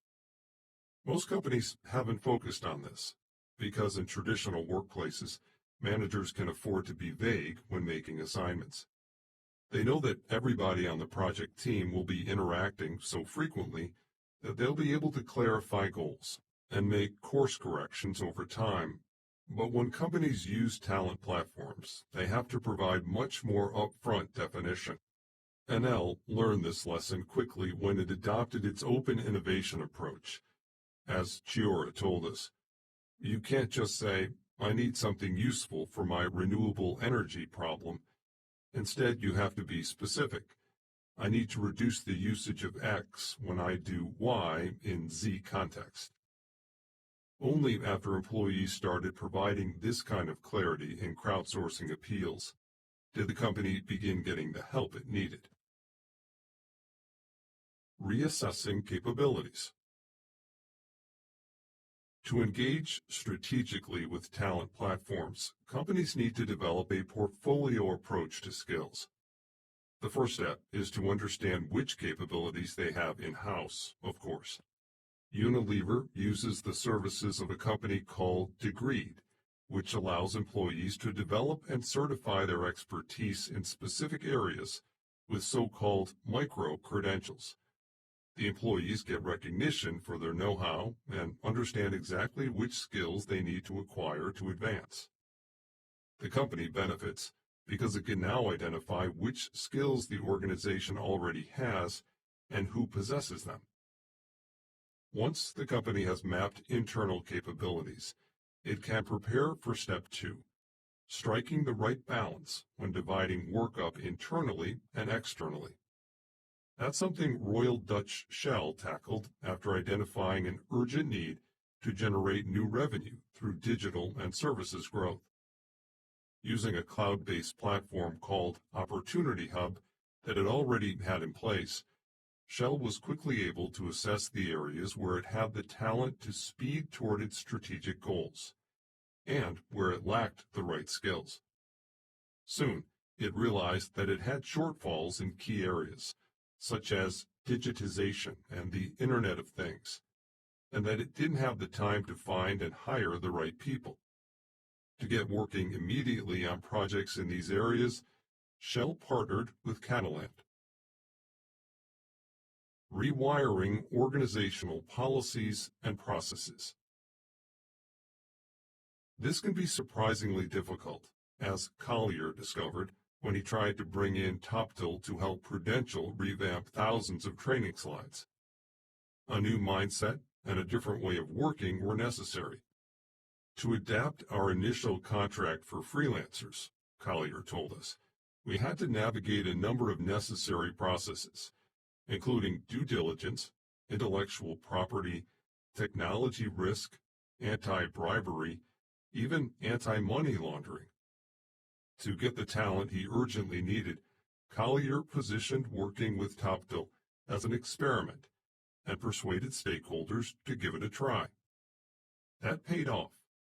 Today, Prudential has a standard service agreement with the platform, and Collier readily leverages it for design and other types of skilled work. A major challenge for companies that want to harness the on-demand workforce is that they're still subject to regulations and practices that evolved in the pre-digital era. At Unilever, for example, one struggle was figuring out how to pay freelancers from digital platforms. According to Adfer Muzaffar, a former Unilever senior manager for talent and learning, freelancers are accustomed to immediate payment on the platforms via a credit card. But we had longer payment terms, and credit card payment was not an option. We wanted to be able to track who we paid, what we were paying for, what was the quality of work, whether the rates offered were competitive compared to our local costs. So we had to find solutions so that our internal mechanisms and processes could support this new way of working. Talent transformations are often easier than they might seem. That's because many companies have people on staff who already have a wealth of experience with talent platforms, the managers who have used them on an ad hoc basis. These people can provide valuable guidance. Ultimately, however, to bring about change on the scale needed to innovate business models, companies will have to appoint a leader to explore how online workforce platforms can unlock new sources of value. This has to be somebody from the C-suite. It might be the CTO, the CMO, the CFO, or the CHRO. We've seen successful examples of each. In the end, of course, it's not titles that matter. It's finding leaders who understand their company's strategic positioning, who recognize the revolutionary potential of engaging with the on-demand workforce, and who can inspire a cultural shift in their organizations that will make a genuine transformation possible. Takeaways. As companies struggle with chronic skills shortages and changing labor demographics, a new generation of talent platforms offering on-demand access to highly trained workers has begun to help.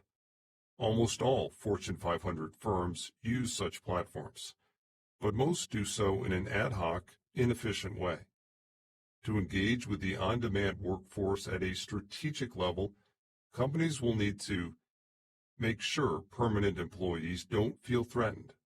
Organizations can start by explaining how the platforms can personally benefit permanent employees.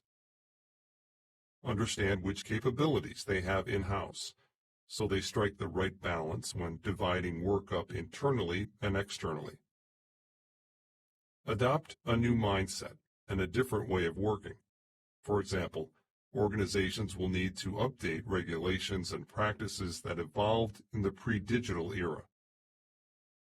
Appoint a leader who understands their company's strategic positioning and is committed to exploring how online workforce platforms can unlock new sources of value. 5. A Better Way to Onboard AI by Boris Babic, Daniel L. Chen, Theodoros Evgeniou, and Anne-Laure Fired. In a 2018 Workforce Institute survey of 3,000 managers across 8 industrialized nations, the majority of respondents described artificial intelligence as a valuable productivity tool. It's easy to see why. AI brings tangible benefits in processing speed, accuracy, and consistency. Machines don't make mistakes because they're tired, which is why many professionals now rely on it. Some medical specialists, for example, use AI tools to help make diagnoses and decisions about treatment. But respondents to that survey also expressed fears that AI would take their jobs. They are not alone. The Guardian recently reported that more than 6 million workers in the United Kingdom fear being replaced by machines. These fears are echoed by academics and executives we meet at conferences and seminars. AI's advantages can be cast in a much darker light.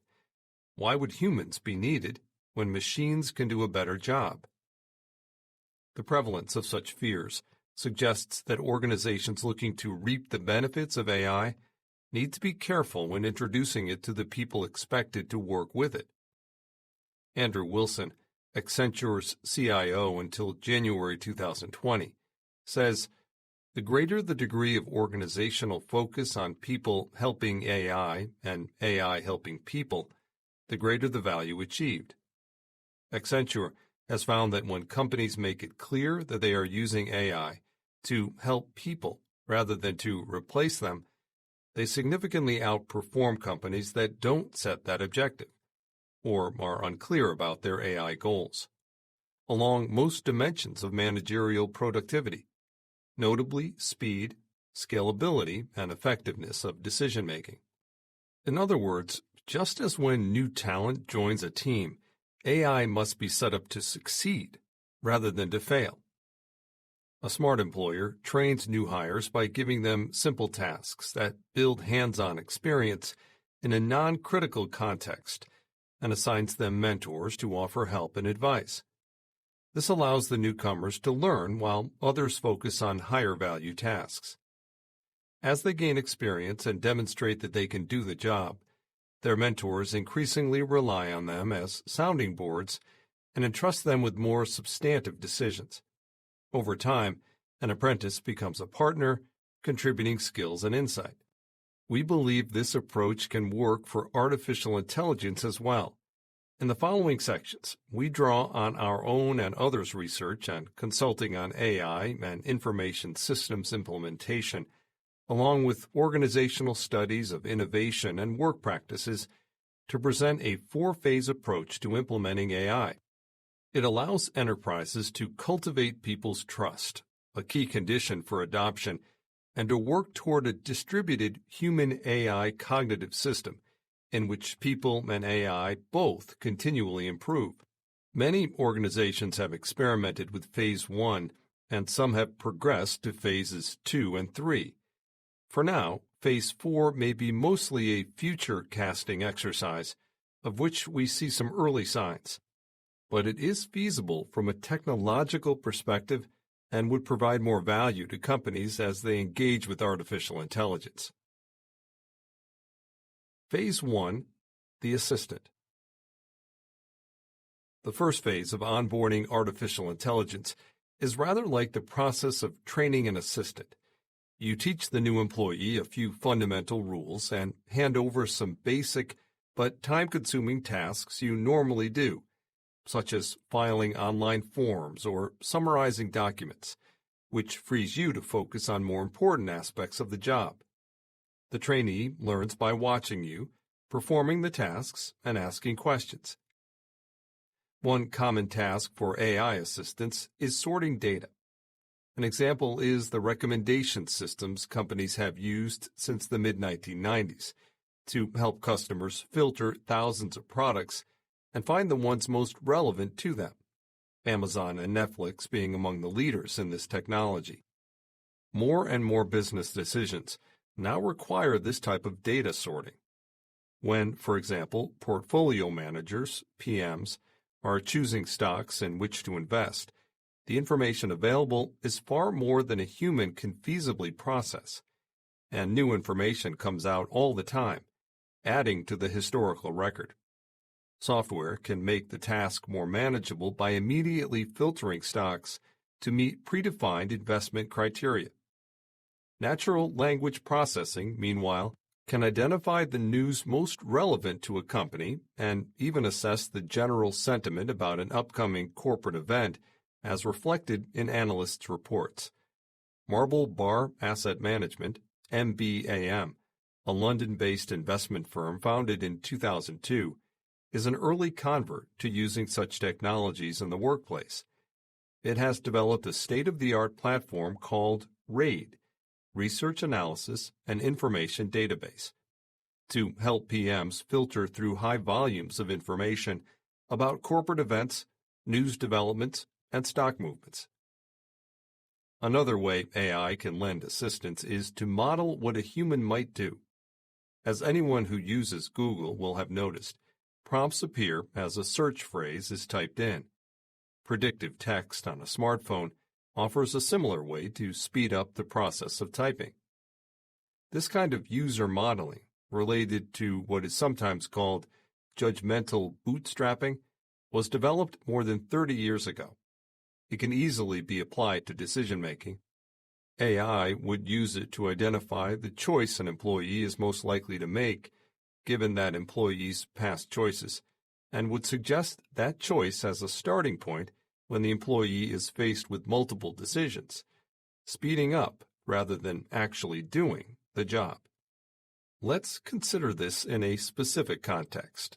When airline employees are deciding how much food and drink to put on a given flight, they fill out catering orders, which involve a certain amount of calculation, together with assumptions based on their experience of previous flights. Making the wrong choices incurs costs. Under-ordering risks upsetting customers who may avoid future travel on the airline. Over-ordering means the excess food will go to waste, and the plane will have increased its fuel consumption unnecessarily. An algorithm can be very helpful in this context. AI can predict what the airline's catering manager would order by analyzing their past choices or using rules set by the manager. This autocomplete of recommended orders can be customized for every flight using all relevant historical data, including food and drink consumption on the route in question and even past purchasing behavior by passengers on the manifest for that flight. But as with predictive typing, human users can freely overwrite as needed. They are always in the driver's seat. AI simply assists them by imitating or anticipating their decision style. It should not be a stretch for managers to work with AI in this way.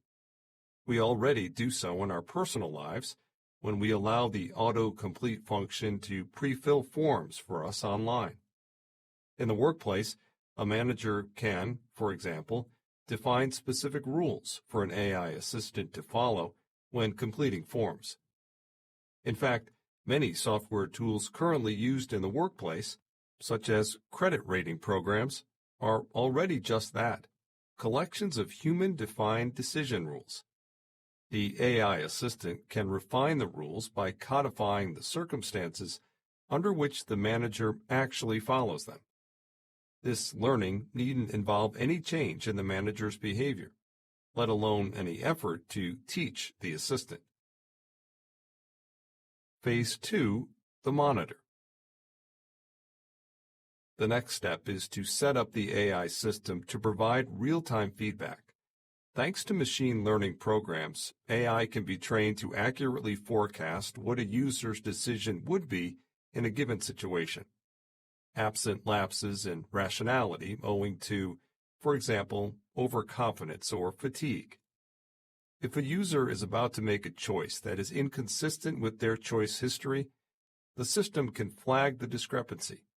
This is especially helpful during high-volume decision-making, when human employees may be tired or distracted. Research in psychology, behavioral economics, and cognitive science shows that humans have limited and imperfect reasoning capabilities, especially when it comes to statistical and probabilistic problems, which are ubiquitous in business. Several studies, of which one of us, Chen, is a co-author, concerning legal decisions, found that judges grant political asylum more frequently before lunch than after, that they give lighter prison sentences if their NFL team won the previous day than if it lost, and that they will go easier on a defendant on the latter's birthday. Clearly, justice might be better served if human decision-makers were assisted by software that told them when a decision they were planning to make was inconsistent with their prior conclusion, or with the choice that an analysis of purely legal variables would predict. AI can deliver that kind of input. Another study, also with Chen as a co-author, showed that AI programs processing a model made up of basic legal variables, constructed by the study's authors, can predict asylum decisions with roughly 80% accuracy on the date a case opens. The authors have added learning functionality to the program, which enables it to simulate the decision-making of an individual judge by drawing on that judge's past decisions. The approach translates well to other contexts. For example, when portfolio managers at Marble Bar Asset Management consider buy or sell decisions that may raise the overall portfolio risk, for example, by increasing exposure to a particular sector or geography, the system alerts them through a pop-up during a computerized transaction process so that they can adjust appropriately. A PM may ignore such feedback as long as company risk limits are observed. But in any case, the feedback helps the PM reflect on their decisions. Of course, AI is not always right. Often, its suggestions don't take into account some reliable private information to which the human decision-maker has access. So the AI might steer an employee off course rather than simply correct for possible behavioral biases.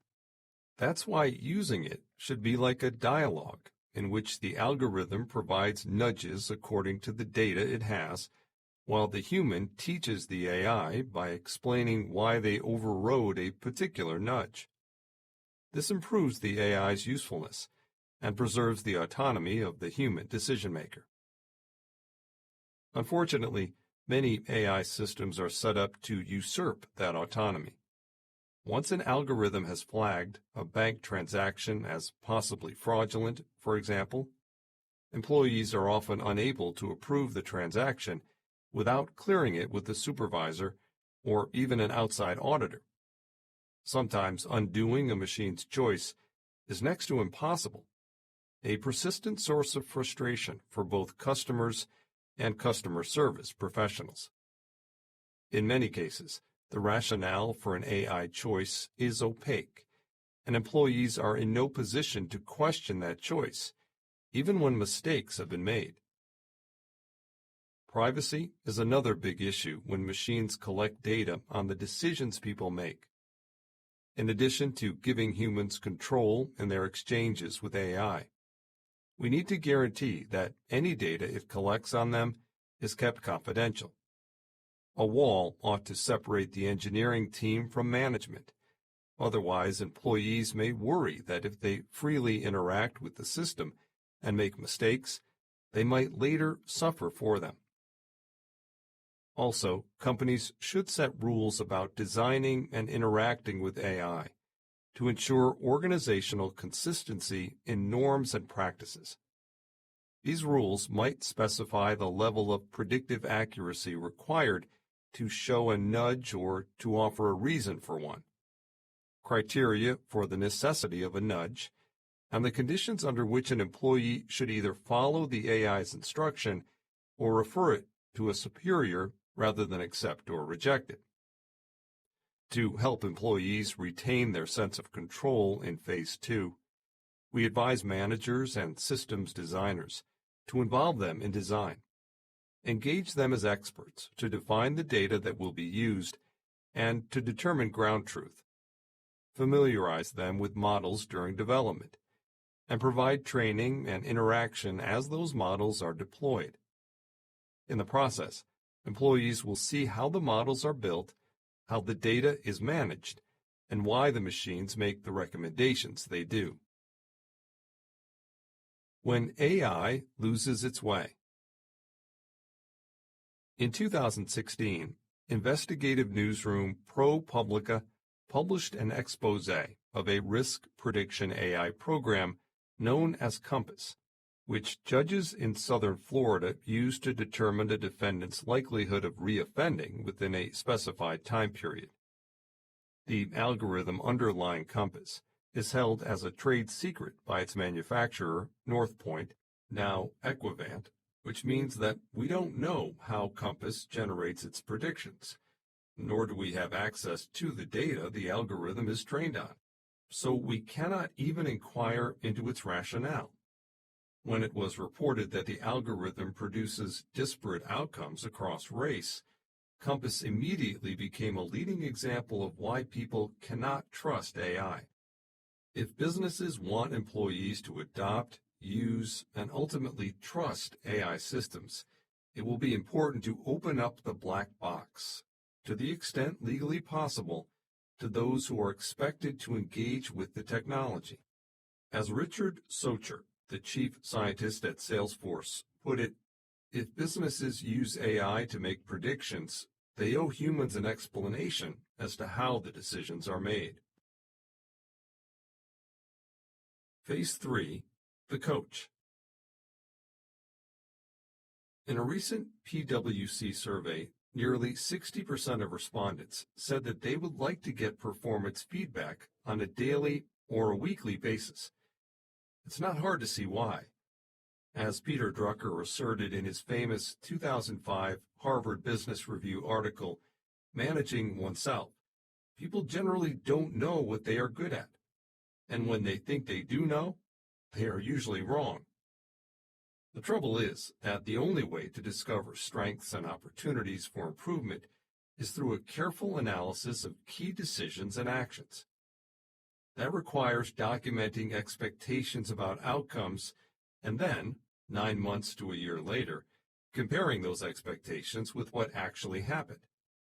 Thus, the feedback employees get usually comes from hierarchical superiors during a review, not at a time or in a format of the recipient's choosing. That is unfortunate because, as Tessa West of New York University found in a recent neuroscience study, the more people feel that their autonomy is protected and that they are in control of the conversation, able to choose, for example, when feedback is given, the better they respond to it. AI could address this problem. The capabilities we've already mentioned could easily generate feedback for employees, enabling them to look at their own performance and reflect on variations and errors. A monthly summary analyzing data drawn from their past behavior might help them better understand their decision patterns and practices. A few companies, notably in the financial sector, are taking this approach. Portfolio managers at MBAM, for example, receive feedback from a data analytics system that captures investment decisions at the individual level.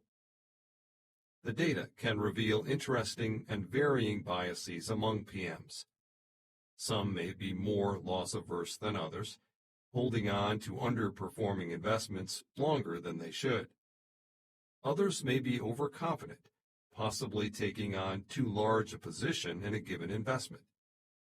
The analysis identifies these behaviors, and, like a coach, provides personalized feedback that highlights behavioral changes over time, suggesting how to improve decisions. But it is up to the PMs to decide how to incorporate the feedback. MBAM's leadership believes this trading enhancement is becoming a core differentiator that both helps develop PMs and makes the organization more attractive. What's more, just as a good mentor learns from the insights of the people who are being mentored, a machine learning coachbot learns from the decisions of an empowered human employee. In the relationship we've described, a human can disagree with the coachbot, and that creates new data that will change the AI's implicit model. For example, if a PM decides not to trade a highlighted stock because of recent company events, they can provide an explanation to the system. With this feedback, the data that the system continually captures can be analyzed to provide more useful insights. If employees can relate to and control exchanges with artificial intelligence, they are more likely to see it as a safe channel for feedback that aims to help rather than to assess performance. Choosing the right interface is useful to this end. At MBAM, for example, trading enhancement tools, visuals, for instance, are personalized to reflect a PM's preferences. As in Phase 2, involving employees in designing the system is essential. When AI is a coach, people will be even more fearful of disempowerment. A coachbot can easily seem like a competitor rather than a partner. And who wants to feel less intelligent than a machine? Concerns about autonomy and privacy may be even stronger. Working with a coach requires honesty, and people may hesitate to be open with one that might share unflattering data with the folks in HR. Deploying AI in the ways described in the first 3 phases does, of course, have some downsides. Over the long term, new technologies create more jobs than they destroy, but meanwhile, labor markets may be painfully disrupted. What's more, as Matt Bean argues in Learning to Work with Intelligent Machines, companies that deploy AI can leave employees with fewer opportunities for hands-on learning and mentorship. There is some risk, therefore, not only of losing entry-level jobs, because digital assistants can effectively replace human ones, but also of compromising the ability of future decision-makers to think for themselves. That's not inevitable, however. As Bean suggests, companies could use their artificial intelligence to create different and better learning opportunities for their employees, while improving the system by making it more transparent and giving employees more control. Because future entrants to the workforce will have grown up in a human plus machine workplace, they will almost certainly be faster than their pre-AI colleagues at spotting opportunities to innovate and introduce activities that add value and create jobs. Which brings us to the final phase. Phase 4, the teammate. Edwin Hutchins, a cognitive anthropologist, developed what is known as the theory of distributed cognition. It is based on his study of ship navigation, which, he showed, involved a combination of sailors, charts, rulers, compasses, and a plotting tool. The theory broadly relates to the concept of extended mind, which posits that cognitive processing and associated mental acts, such as belief and intention, are not necessarily limited to the brain or even the body. External tools and instruments can, under the right conditions, play a role in cognitive processing and create what is known as a coupled system. In line with this thinking, in the final phase of the AI implementation journey, which to our knowledge no organization has yet adopted, companies would develop a coupled network of humans and machines in which both contribute expertise. We believe that as AI improves through its interactions with individual users, analyzing and even modeling expert users by drawing on data about their past decisions and behaviors, a community of experts, humans and machines, will naturally emerge in organizations that have fully integrated AI coachbots. For example, a purchasing manager who, with one click at the moment of decision, could see what price someone else would give, could benefit from a customized collective of experts. Although the technology to create this kind of collective intelligence now exists, this phase is fraught with challenges. For example, any such integration of AI must avoid building in old or new biases, and must respect human privacy concerns so that people can trust the AI as much as they would a human partner. That in itself is a pretty big challenge, given the volume of research demonstrating how hard it is to build trust among humans. The best approaches to building trust in the workplace rely on the relationship between trust and understanding, a subject of study by David Danks and colleagues at Carnegie Mellon.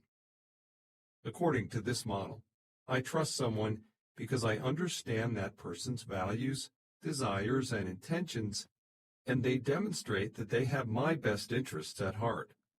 Although understanding has historically been a basis for building trust in human relationships, it is potentially well suited to cultivating human-AI partnerships as well, because employees' fear of artificial intelligence is usually grounded in a lack of understanding of how AI works.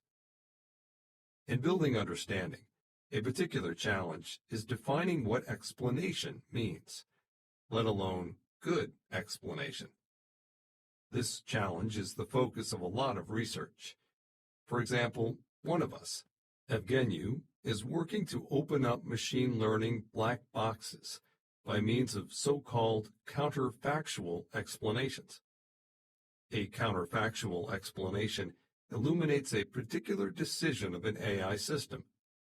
For example, to approve credit for a given transaction, by identifying a short list of transaction characteristics that drove the decision one way or another.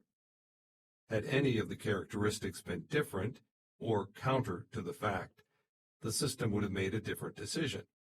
Credit would have been denied. Evgeny is also exploring what people perceive as good explanations for AI decisions. For example, do they see an explanation as better when it's presented in terms of a logical combination of features? The transaction was approved because it had XYZ characteristics. Or when it's presented relative to other decisions. The transaction was approved because it looks like other approved transactions, and here they are for you to see.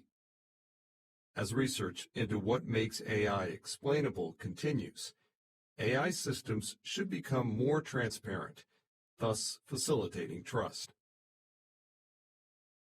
Conclusion. Adopting new technologies has always been a major challenge, and the more impact a technology has, the bigger the challenge. Because of its potential impact, artificial intelligence may be perceived as particularly difficult to implement. Yet, if done mindfully, adoption can be fairly smooth. That is precisely why companies must ensure that AI's design and development are responsible, especially with regard to transparency, decision autonomy, and privacy, and that it engages the people who will be working with it. Otherwise, they will quite reasonably fear being constrained, or even replaced, by machines that are making all sorts of decisions in ways they don't understand. Getting past these fears to create a trusting relationship with AI is key. In all 4 phases described in this chapter, humans determine the ground rules. With a responsible design, AI may become a true partner in the workplace, rapidly processing large volumes of varied data in a consistent manner to enhance the intuition and creativity of humans, who in turn teach the machine. Takeaways. AI's advantages can be cast in a dark light. Many ask why humans would be needed when machines can do a better job. Organizations looking to reap the benefits of AI need to be careful introducing it to the people expected to work with it. Employers must set AI up to succeed rather than to fail. Companies should ensure that AI's design and development are responsible and that it engages the people who will be working with it. Successful implementation can be broken down into a 4-phase approach. Train the AI system, set up the AI to provide real-time feedback, introduce the AI as a coach, and finally, as a teammate. The 4-phase approach helps cultivate people's trust and works toward a distributed cognitive system in which humans and AI both continually improve. Section 3. Redefining the inclusive organization. 6. Woke washing your company won't cut it. By Erin Dowell and Marlette Jackson. Kelly, a data scientist at a tech company, recently submitted a request for a promotion. Her responsibilities had increased after turnover on her team, and she felt the extra work merited recognition. But she was told that the VP who needed to approve the promotion didn't have time to consider it. They were too preoccupied crafting a company response to the renewed conversations about racial injustice and police brutality. As a Black woman asking for her work to be recognized, she was struck by the hypocrisy. I found it ironic that senior leadership prioritized their public image when internally they dismissed or ignored the very Black voices that they claimed to care about, she told us. It made the gesture of solidarity feel like a slap in the face. As companies all over the United States have rushed to advertise their commitment to racial justice and claim common cause with a historic protest movement, we've seen a lot of stories like Kelly's. Her sentiments are representative of the many employees experiencing statement fatigue, a growing level of disinterest, ambivalence, and outright outrage toward companies calling out racial injustice without showing any signs of taking action. And in the current U.S. social climate, employees are becoming more empowered to call out their company's hypocrisy, juxtaposing solidarity statements with lopsided statistics of company representation and personal accounts of negative workplace experiences.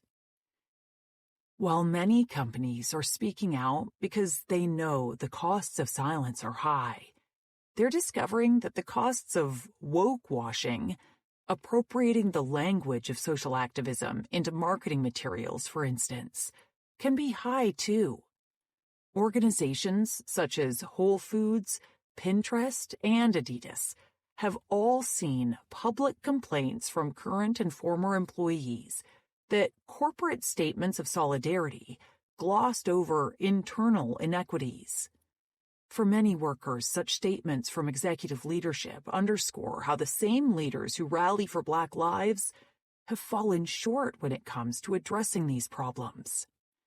Empty company statements can seem to say that Black lives only matter to big business when there's profit to be made. As diversity, equity, and inclusion practitioners, scholars, and consultants, we have first-hand experience navigating these challenges in the workplace. In our work, we investigate acts of discrimination, facilitate workshops on cultural competency and social justice, render institutional policy advice, consult with leaders on diversity issues, and mediate diversity-centered conflict. But more than this, as Black women, we share the professional and personal toll current events are having on communities of color. Accordingly, we recognize the importance of moving beyond solidarity statements and toward power dynamics that effectively eradicate the underlying anti-Blackness that has been central to America's origin story, and thus, the American corporate story.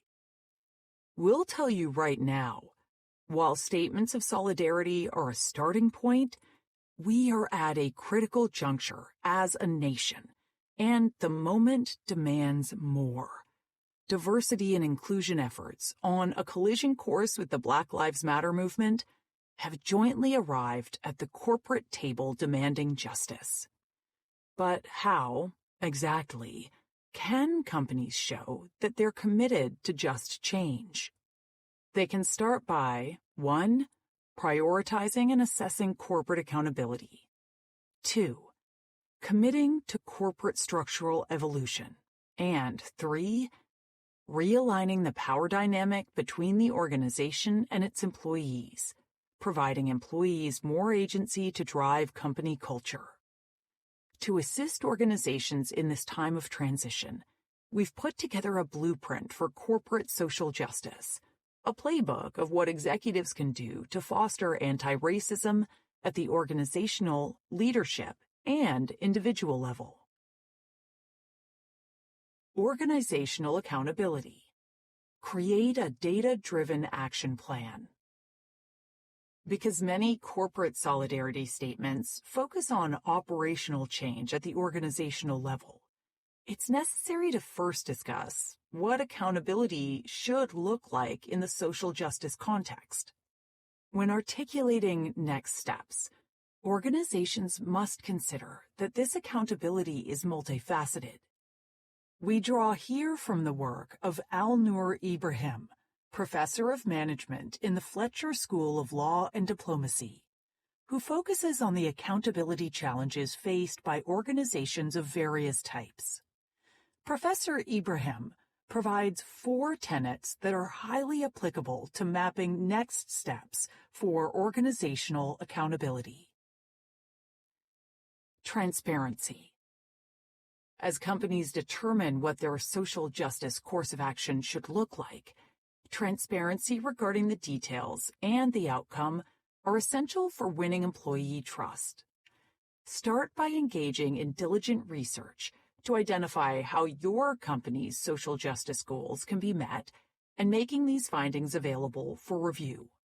This fact-finding can be achieved via surveys or focus groups conducted among employees or by partnering with community organizations or consultants to render this insight.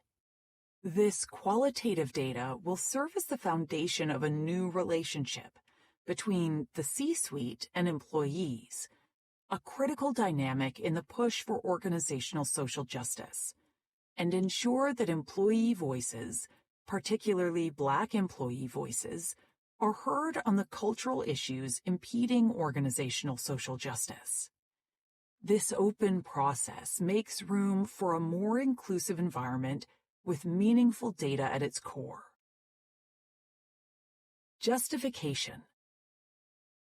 It's essential that an action-oriented plan provide clear reasons for why the company is taking the specific next steps it is to advance corporate social justice.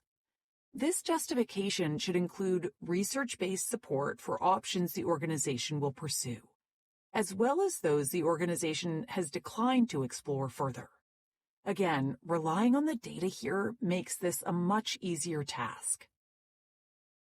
Compliance. After an organization has moved from solidarity statements to an action plan, it will be necessary to monitor and evaluate implementation of that plan. While this can be achieved via an oversight committee or task force, it is important to also enact checks and balances to mitigate the effects of bureaucracy on the action plan's progress. Organizations should build on each of these accountability tenets while moving through the process. Transparency and justification should remain hallmarks of the compliance process. Enforcement. After rolling out an employee-vetted action plan, organizations must prepare for and respond to areas in which compliance will inevitably miss the mark. Transparency is paramount here, and continued commitment to dialogue, especially in the face of shortfalls, is the key to an ultimate realignment of the power dynamic between employees and the corporation at large. At the conclusion of this process, organizations should emerge with at least two things that will prove infinitely more valuable than an initial statement of solidarity: a data-driven progress report detailing its path towards social justice, and a trust-driven employee culture of inclusion. Concrete and tangible strategies that may result from an employee-vetted action plan include: 1. Ensuring manager performance reviews assess whether leaders are cultivating a culture of equity and inclusion. 2. Co-creating with and financially supporting community partners on local social justice initiatives. 3. Recognizing employee acts of service, employee resource groups, diversity recruitment, in performance evaluations. 4. Providing intersectional social justice programming. And 5. Mitigating structures that amplify privilege with tools such as blind resumes and skill-based hiring tests, as well as the elimination of salary history questions, low entry-level pay, inadequate benefits, unpaid internships, and educational prerequisites that do not align with job responsibilities. Accountability in leadership. Change starts at the top. A commitment to corporate structural evolution means that executive leadership must be willing to change the way in which the organization works. This includes looking for diverse faces in non-traditional spaces, in particular, expanding the roles of individuals beyond chief diversity presence. However, accountability in leadership must also bring a shift in the balance of power at the top of organizations and a reframing of the ways that power is wielded. Black leaders are critical voices in the conversation about the current state of accountability and organizational justice. We asked 3 experts from our network, and are only using their first names so they can speak candidly, for their take. From their perspectives, organizational accountability in leadership requires these 3 critical factors. Be intentional about building your pipeline. Dr. Terrence B., Chief Pharmacy Officer at a family health center, suggests that companies develop relationships with historically Black colleges and universities, whose academic departments emphasize majors and skills relevant to that company's industry. Once a company has attracted talented Black recruits to its pool, Terrence recommends continuing this intentional commitment to developing Black leadership via internal programs that provide necessary training to promising employees. Patronize Black businesses and promote internal Black talent.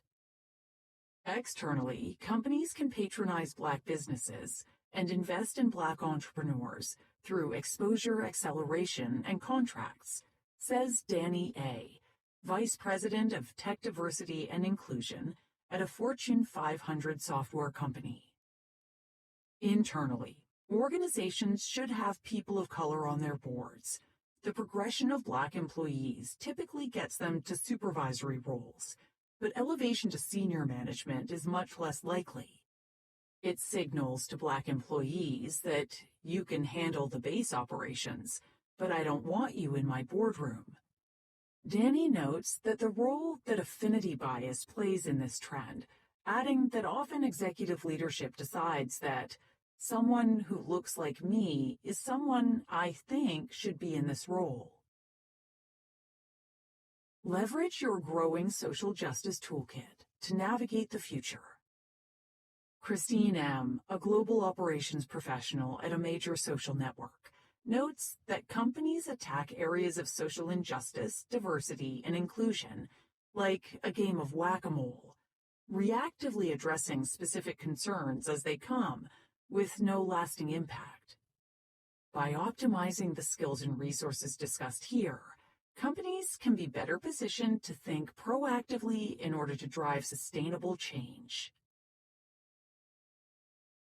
Individual accountability. Build in the tools of empowerment. To seed real change, it's essential to give employees the ability to drive institutional culture. Organizations must be cognizant of the forces accompanying each employee to work and afford them the space and tools to advance social justice from the bottom up. Psychological safety. Organizations should prioritize the psychological safety of employees. This must include ongoing initiatives, such as robust counseling and support options, as well as a corporate willingness to remain open and attuned to the voices, needs, and challenges of employees. Larger companies may foot the bill to train culturally competent counselors and counselors from a range of backgrounds to address these needs, while smaller organizations may consider drafting memoranda of understanding with community organizations to provide comparable counseling resources. Advocacy education. Organizations should provide the educational foundation and tools for employees to learn the skills they need to operate as active bystanders for social justice, or how to engage in inclusive conversations. As with the formulation of a social justice action plan, organizations should review their cultural competency and diversity training curricula, soliciting feedback on what is truly working and what is ineffective. In a time where scholarship, technology, and creativity have produced a spectrum of resources, from anti-racism books to apps, there is no limit to an organization's capacity to create a curriculum with the necessary social justice components. Regular pulse checks. Organizations should establish systems for regularly gauging the climate of inclusion. This practice may include surveys and follow-up connections with employees who can identify opportunities for improvement. These check-ins should be consistent without becoming so mundane that employees are no longer motivated to participate. Increase engagement by reporting on success and challenges of the social justice goals.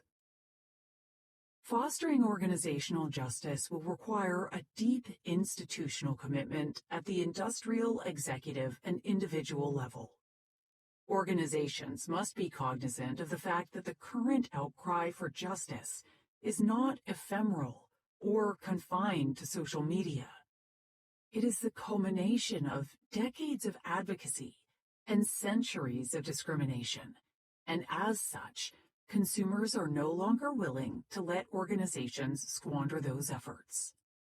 Consumers not only hold the power of demand, but are increasingly demonstrating that they also have a strong voice in deciding the manner in which companies meet those demands. And organizations need to be mindful of how this dynamic is becoming part of the new normal. By implementing the strategies laid out here, companies advance social justice by reprioritizing the voices of their employees while soliciting a partnership for navigating the organization's future. Takeaways. While statements of solidarity are a starting point in supporting racial justice, the moment demands more from organizations. Use transparency, justification, compliance, and enforcement as 4 tenets to consider your organization's social justice accountability and plan next steps. Executive leadership must be willing to change the way in which the organization works. Leadership must bring a shift in the balance of power at the top of organizations and a reframing of the ways that power is wielded. give employees the ability to drive institutional culture. Organizations must be cognizant of the forces accompanying each employee to work and afford them the space and tools to advance social justice from the bottom up. 7. Are your D&I efforts helping employees feel like they belong? By Michael Slepian. Diversity brings many benefits to organizations, but it is not enough on its own. An organization with a diverse workforce is not necessarily an inclusive one.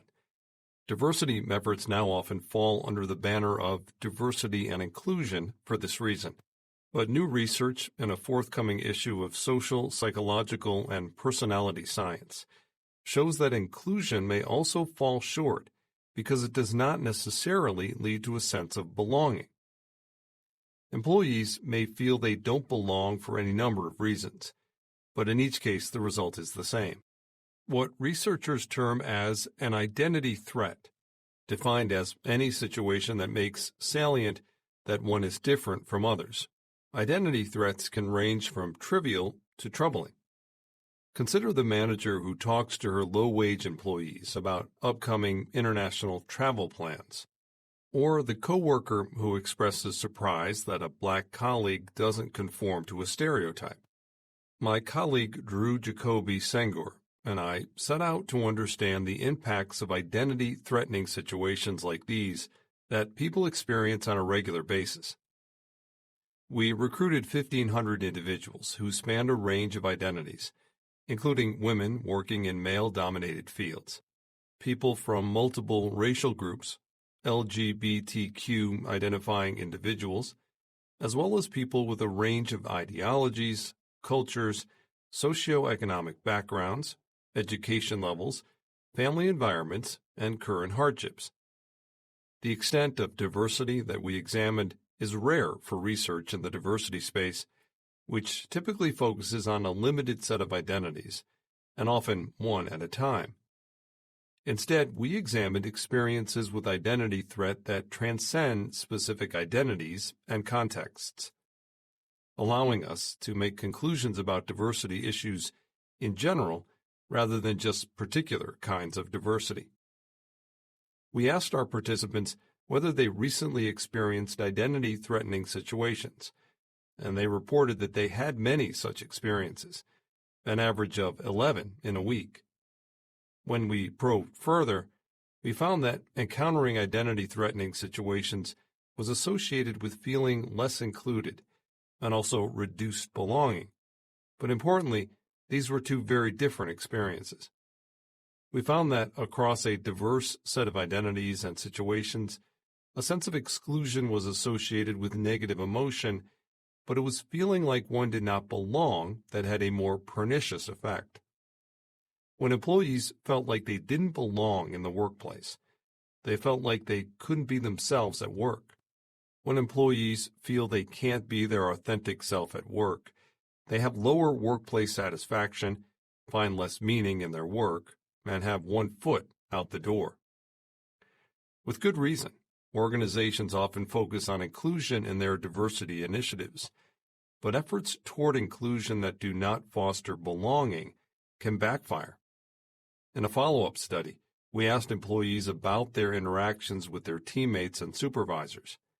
Whether interacting with their teammates or their supervisor, our participants made a distinction between what we call real inclusion versus surface inclusion. When employees felt included, involved, and accepted, real inclusion, they felt like they belonged in the workplace.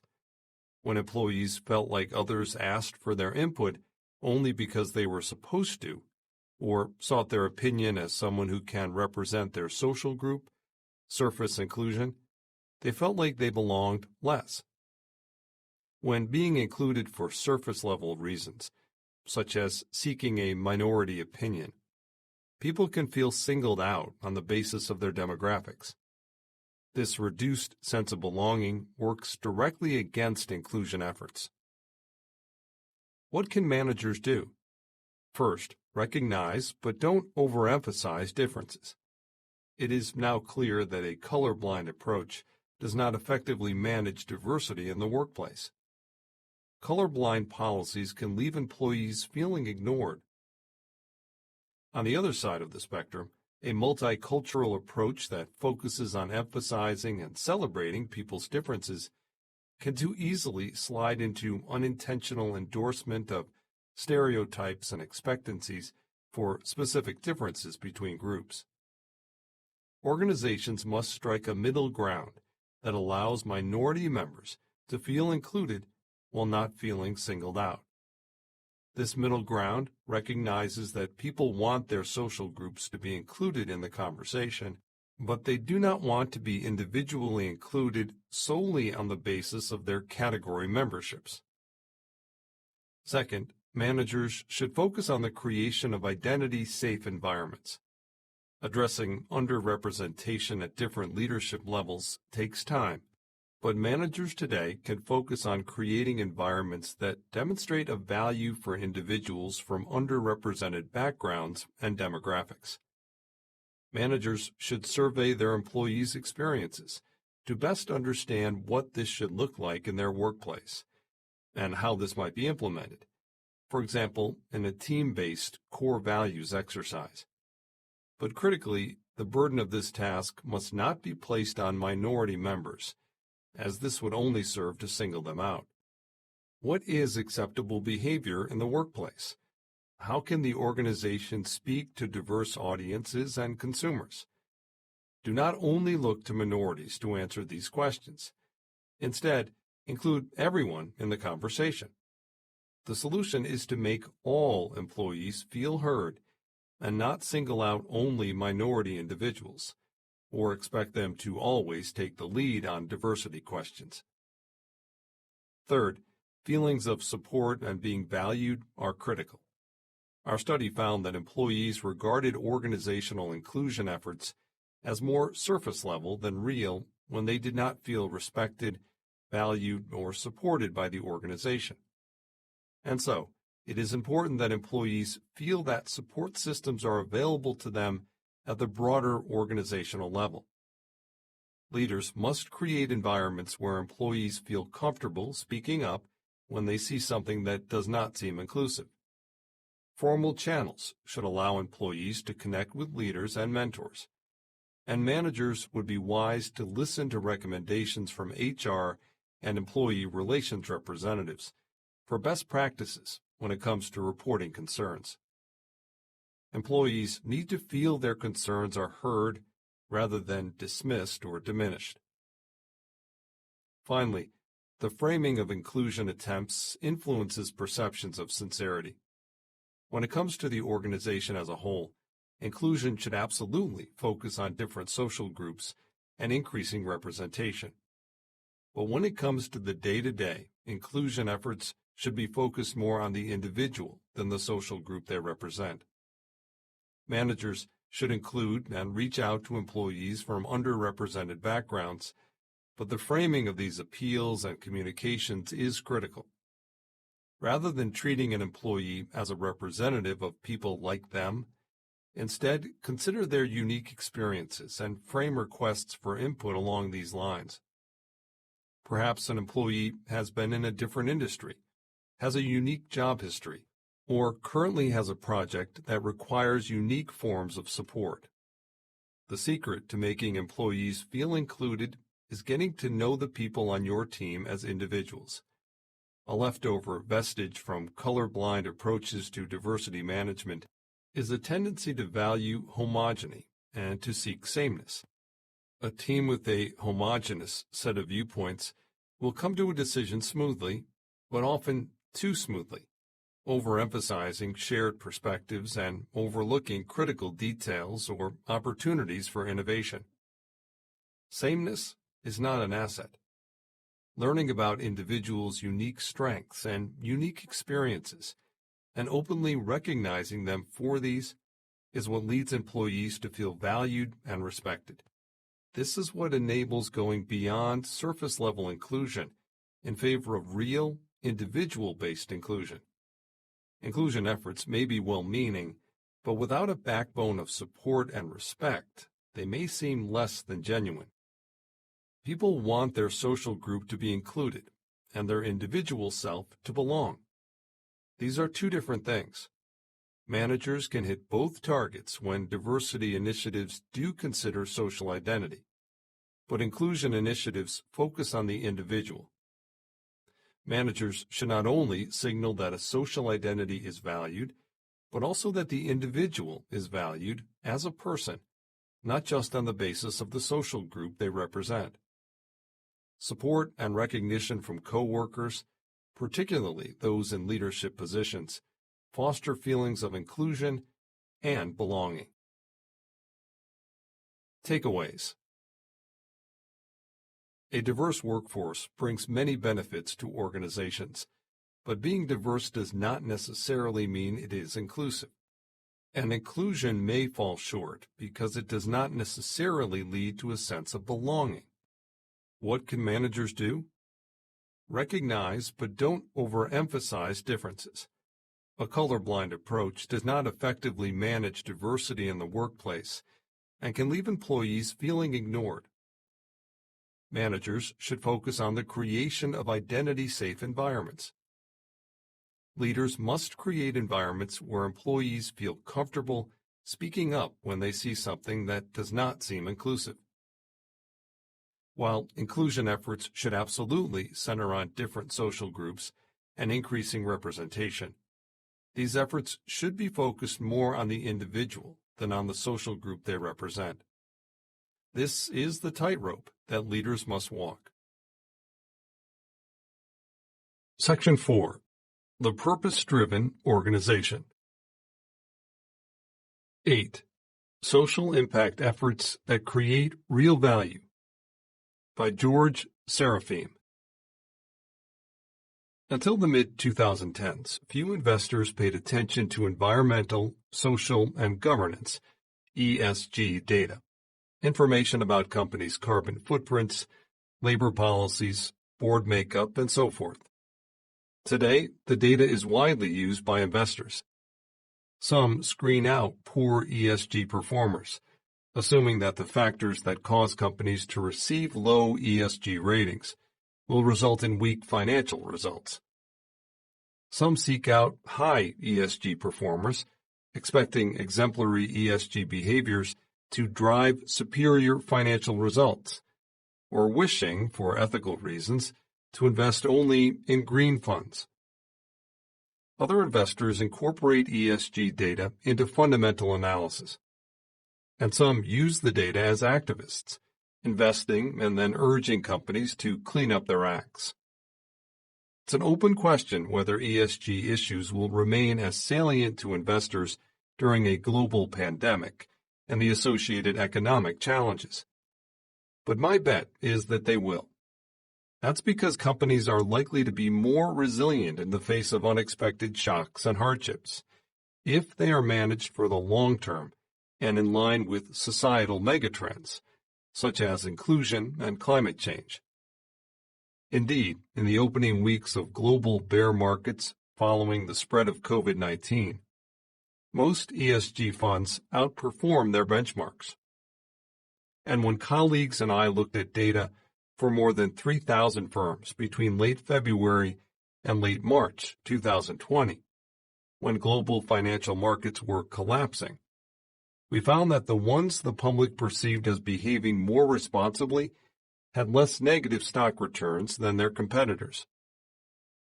I believe that, longer term, the crisis is likely to increase awareness that companies must consider societal needs, not just short-term profits. The prominence of the Black Lives Matter movement, too, created a groundswell of support for strong diversity policies and fair employment practices. It seems clear that companies will be under growing pressure to improve their performance on ESG dimensions in the future. The challenge for many corporate leaders is that they aren't sure how to do that. They lack understanding of exactly where they should be focusing their attention and how they should be communicating their ESG efforts. Many executives incorrectly believe that simple actions will suffice. improving ESG disclosures, releasing a sustainability report, or holding a sustainability-focused investor relations event. Some companies take those actions, fail to see a benefit, and grow disappointed or frustrated. In some cases, they face criticism and negative reactions from investors. It's easy to see why this has happened. Too many companies have embraced a box-ticking culture that encourages the adoption of increasingly standardized ESG activities. Many of them created by analysts and consultants who rely on industry benchmarks and best practices. Those activities may well be good for society and the bottom line. Firms reap clear benefits in the form of operational efficiencies. After all, ESG measures such as reducing waste, strengthening relationships with external stakeholders, and improving risk management and compliance are good business hygiene. In many industries, such efforts are now table stakes for enterprises wishing to remain competitive. But they're not enough. Companies must move beyond box checking and window dressing. In a world that increasingly judges them on their ESG performance, they must look to more fundamental drivers, particularly strategy, to achieve real results and be rewarded for them. Over the past 2 decades, various colleagues and I have analyzed more than 10,000 companies, conducting 30 field studies and publishing more than 15 empirical papers. Our collective research points to the need for a new management paradigm for corporate leaders, one in which ESG considerations are embedded in both strategy and operations. In this article, I describe a 5-pronged approach to help companies achieve superior performance through attention to environmental sustainability, social responsibility, and good governance. Pursuing this work isn't about ESG ratings, per se. It's about using ESG integration to create new forms of competitive advantage. And since it involves fundamental strategic and operational choices, it can't be left entirely to the investor relations team or the sustainability department. Instead, it must be a priority for the CEO and top executives and become central to the firm's culture. Why ESG issues matter. The most fundamental reason to try to raise your company's ESG performance is that all human beings, in and out of corporate settings, have an obligation to behave in pro-social ways. But apart from the moral case, there are very real payoffs for focusing on ESG issues. And those extend beyond the benefits companies might enjoy because of productivity increases due to higher employee engagement or sales increases due to more loyal and satisfied customers. First, an ESG focus can help management reduce capital costs and improve the firm's valuation. That's because as more investors look to put money into companies with stronger ESG performance, larger pools of capital will be available to those companies. My research colleagues and I have found this happening not only in equity markets, but also in loan markets, where some banks are linking interest rates on loans to ESG performance. ING, for example, did just that in 2017 when it made a $1.2 billion loan to Philips, an innovator in health technology and consumer products. Second, positive action and transparency on ESG matters can help companies protect their valuations as more global regulators and governments mandate ESG disclosures. My research with Jody Gruhl of the University of Toronto and Edward Riedel of Boston University showed that after the European Union announced broader disclosure requirements, the stock market reacted positively to firms with strong ESG disclosure and negatively to those with weak disclosures. And it's not only developed countries that are adopting and enforcing disclosure regulations. So are many emerging markets, including South Africa, Brazil, India, and China. Third, efforts to ensure sustainable practices will help maintain shareholder satisfaction with board leadership. As more investors with more assets under management commit to ESG investing, they will have more voting power to effect changes. Shareholders in a growing number of companies have already put forward proposals to improve gender diversity on the boards, garnering a level of support that was unimaginable even 10 years ago. For example, nearly 63% of voting shareholders at Cognex, a maker of machine vision products, approved a proposal to diversify the board, while a similar measure at the real estate company Hudson Pacific Properties received 85% support. To avoid votes against directors, challenges to executive pay initiatives, and the like, management needs to be proactive about addressing ESG issues. Finally, and perhaps most important, ESG practices are part of long-term strategy, and every company needs investors who support management's vision and plans for the future. When Paul Pullman became the CEO of Unilever, then an underperforming consumer goods giant, he immediately ended quarterly earnings guidance and was explicit about his commitment to long-term strategy rather than short-term profits. That led to an exodus of short-term focused investors, thereby attracting more patient capital. So how can companies get ahead of the trends and realize tangible financial benefits from their ESG programs? In my experience, studying and advising companies with strong programs, I have identified 5 actions that management can take. Adopt strategic ESG practices, create accountability structures for ESG integration, identify a corporate purpose and build a culture around it, make operational changes to ensure that the ESG strategy is successfully executed, and commit to transparency and relationship building with investors. A strategic ESG program. To date, most companies have been treating ESG efforts like a cell phone case, something added for protection, in this case, protection of the firm's reputation. Corporate leaders need to replace this mentality with an ambitious and differentiated ESG strategy if they want to see real financial dividends. In his seminal article, What is Strategy?, Michael Porter draws a distinction between operational effectiveness and strategy. The former, he writes, means performing similar activities better than rivals. The latter is about being different. Following Porter's distinction, an ESG program may deliver efficiencies and other operational improvements, maybe even some that are necessary for corporate survival. But it will boost long-term financial performance only if it provides strategic differentiation from competitors.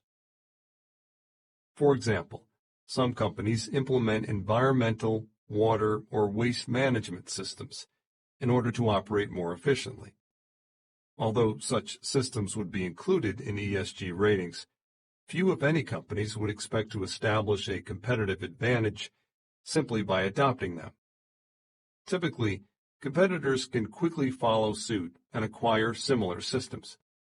My research with Ioannis Ioannou of London Business School suggests that this is indeed what has happened. Analyzing data from close to 4,000 companies globally, we found that within most industries, ESG practices converged over the 8 years from 2012 through 2019.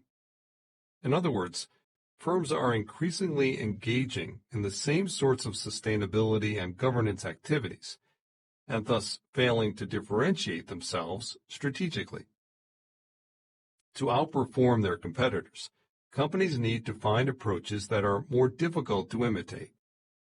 In our study, we identified the ESG activities in each industry that have become widespread, which we termed common practices, and those that have not, which we termed strategic. As an example of the latter, think of Airbnb's creation of a peer-to-peer network and a circular economy business model, one involving the reuse of existing assets, or Google's unconventional approach to employee recruitment, engagement, and retention. Those distinctive practices have helped Airbnb and Google occupy competitive positions that cannot be easily replicated, and the companies have been rewarded by capital markets as a result. Indeed, our research confirms that the adoption of strategic ESG practices is significantly and positively associated with both return on capital and market valuation multiples, even after accounting for a firm's past financial performance. So, how can companies identify strategic ESG initiatives? As with any strategy, the way to start is by determining where to play and how to win. The former is particularly vital because not all ESG issues are created equal. Some matter more, depending on the industry. In the energy and transportation sectors, for instance, investing to make the transition to a low-carbon economy is becoming increasingly important, affecting companies' costs and margins. In the technology sector, however, carbon footprint reduction is not as relevant as building a diverse organization, which can bolster a brand's reputation and lead to increased revenue. My research with Aaron Yoon of Northwestern University and Mozaffar Khan, a former colleague at HBS, has shown that targeting the right issues brings financial benefits. In analyzing the performance of more than 2,000 U.S. companies over 21 years, we found that those firms that improved on material ESG issues significantly outperformed their competitors. Materiality was identified by the Sustainability Accounting Standards Board, or SASB, which offers a list of salient issues for 77 industries. I served as an unpaid member of SASB's Standards Council from 2012 to 2014. Interestingly, companies that outperformed on immaterial ESG issues slightly underperformed their competitors. This suggests that investors are becoming sophisticated enough to tell the difference between greenwashing and value creation. Of course, materiality is not a static concept. The strategic challenge for corporate leaders is to be foresighted about the ESG themes that are emerging as important industry drivers, to identify them before their competitors do, and in some cases ahead of SASB too. This requires leaders to conceptualize the various actors in the system, their incentives, and the interventions that could drive change. Although that may sound straightforward, it is not. But my research with Gene Rogers, the founder and former CEO of SASB, revealed that an ESG issue is likely to become financially material under certain conditions. When it becomes easier for management and external stakeholders to gain insight into a company's environmental or social impact, consider how technological advances now make it possible to trace the raw materials in electronic products and discern those that have been unsustainably mined. When the media and NGOs have more power and politicians are more responsive to it, such scenarios have prompted the creation and enforcement of anti-corruption laws and other new regulations. When companies lack the ability to effectively self-regulate, for instance, in the case of the palm oil industry, where a misalignment of incentives for farmers led to deforestation. When a company develops a differentiated service or product that replaces a dirty or unsustainable way of doing business. Think of Tesla, with its potential to disrupt the market for gasoline-powered cars.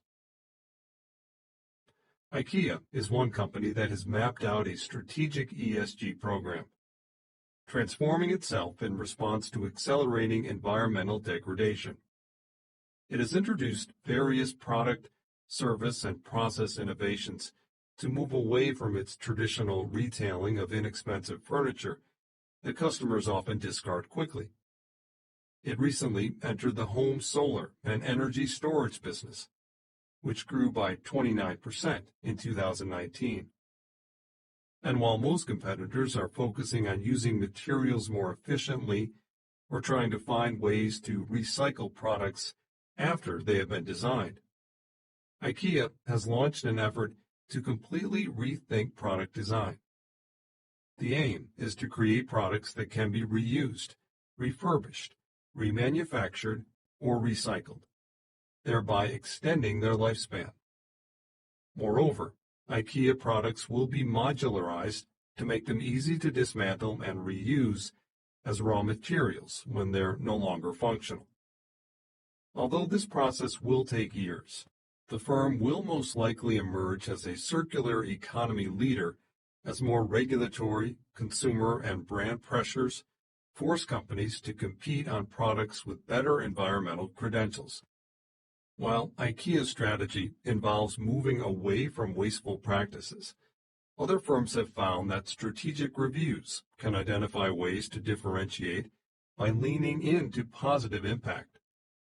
When senior leaders at Vaseline interviewed medical professionals at the Centers for Disease Control and Prevention, Doctors Without Borders, and the UN Refugee Agency, they learned that Vaseline jelly was an indispensable part of emergency first aid kits, particularly in developing countries. They also learned that preventable skin conditions, such as deeply cracked hands and burns from cooking on gas stoves or using kerosene lamps, were keeping people from working, going to school, and engaging in other basic activities, a situation that Vaseline could help alleviate. That insight led to a new social impact strategy to help heal the skin of 5 million people living in crisis or conflict. The strategy connected business goals with societal needs and differentiated the brand from competitors while increasing revenue. Accountability mechanisms. The implementation of an ESG strategy involves large operational and strategic changes. It must start at the top with the board and be diffused through the entire organization. Yet, my research shows that in most companies, the board of directors is far removed from the firm's ESG efforts. This is a mistake. The board should be the entity that ensures that ESG metrics are properly considered in executive compensation and are adequately measured and disclosed as part of the audit committee's work. Indeed, my colleagues and I have found that one of the characteristics of organizations with high ESG performance is a process that deeply embeds ESG issues in the board's work and in executive pay. Although most large global companies say that their boards oversee sustainability, that generally happens in a piecemeal fashion. There are exceptions. BNP Paribas is a global financial company taking a systematic approach to sustainability governance. The company has directors who are active participants in sustainable finance forums, including a chair who was formerly the president of the European Bank for Reconstruction and Development. Large polluters such as BHP, Royal Dutch Shell, and Eskom have linked executive incentives to their carbon emissions, motivating management to act as it faces increased risk of regulation and competition from new technologies. Microsoft and other technology firms have tied executive compensation to workforce diversity targets, an ESG issue that's critical for an industry in which competitiveness requires innovation, fresh ideas, and creative thinking. The power of purpose. A top-down approach to sustainability and good governance is not effective if it is not supported from the bottom up by a culture that rallies around ESG initiatives. Many strategic efforts fail because people further down in the organizational hierarchy don't believe there is a true commitment to ESG goals, or they lack clear direction for achieving them. Skepticism, even cynicism, leads such efforts to be sidelined or inconsistently implemented across functions, divisions, and business lines. To remedy this problem, organizations must identify a corporate purpose and build a culture around it. When Claudine Gartenberg of the Wharton School, Andrea Pratt of Columbia University, and I analyzed data from more than 1,000 U.S. companies and 1.5 million employees, we found that clarity about a sense of purpose declines from senior management to middle management and then to lower-level employees. We also found that firms able to flatten the hierarchy and diffuse a sense of purpose through the ranks outperformed their competitors. In recent years, a lot has been written about purpose, but not much consensus exists about what the term actually means. The most high-profile articulation of the concept came from Larry Fink, the CEO of BlackRock, the largest asset management firm in the world. He wrote that a company cannot achieve long-term profits without embracing purpose, because a strong sense of purpose and a commitment to stakeholders helps a company connect more deeply to its customers and adjust to the changing demands of society. In August 2019, CEOs from 181 of the world's largest companies, as part of the lobbying group Business Roundtable, BRT, modified a position that the group had held since 1977 by declaring that the purpose of a corporation is not just to serve shareholders, but to create value for all stakeholders. Neither Fink's nor BRT's assertion explains exactly what purpose is, of course. But we definitely know what it is not. Words you see on a wall when you enter company headquarters, mission statements posted on websites, or grandiose speeches by CEOs in town halls. Research has shown those to be cheap talk that is unrelated to real outcomes in the organization. My colleagues and I have defined purpose as how employees, the people who know the organization best, perceive the meaning and impact of their work. To measure employees' sense of purpose in 3 of our recent studies, we used questions from surveys by the Great Place to Work Institute, asking participants to rate their level of agreement with statements such as, "My work has special meaning. It's not just a job." "I feel proud of the ways that we contribute to the community." And "Management has a clear view of where the organization is going and how to get there." Investors seem to be paying increasing attention to companies that are effective at linking strategy to purpose. The Strategic Investor Initiative, an outgrowth of the Chief Executives for Corporate Purpose Coalition, recently collaborated with KKS Advisors, which I co-founded, to analyze 20 CEO presentations on long-term strategic plans. We found that when CEOs did well at communicating corporate purpose, stock prices and trade volume rose in the following days. The implication is that investors find value in information about purpose. In one of the presentations we studied, Kenneth Frazier, the CEO of Merck, told shareholders, "Our purpose is very clear to us and all of our people, and that is to discover and develop life-saving medicines for society." He added, "That's what makes our people come to work every day.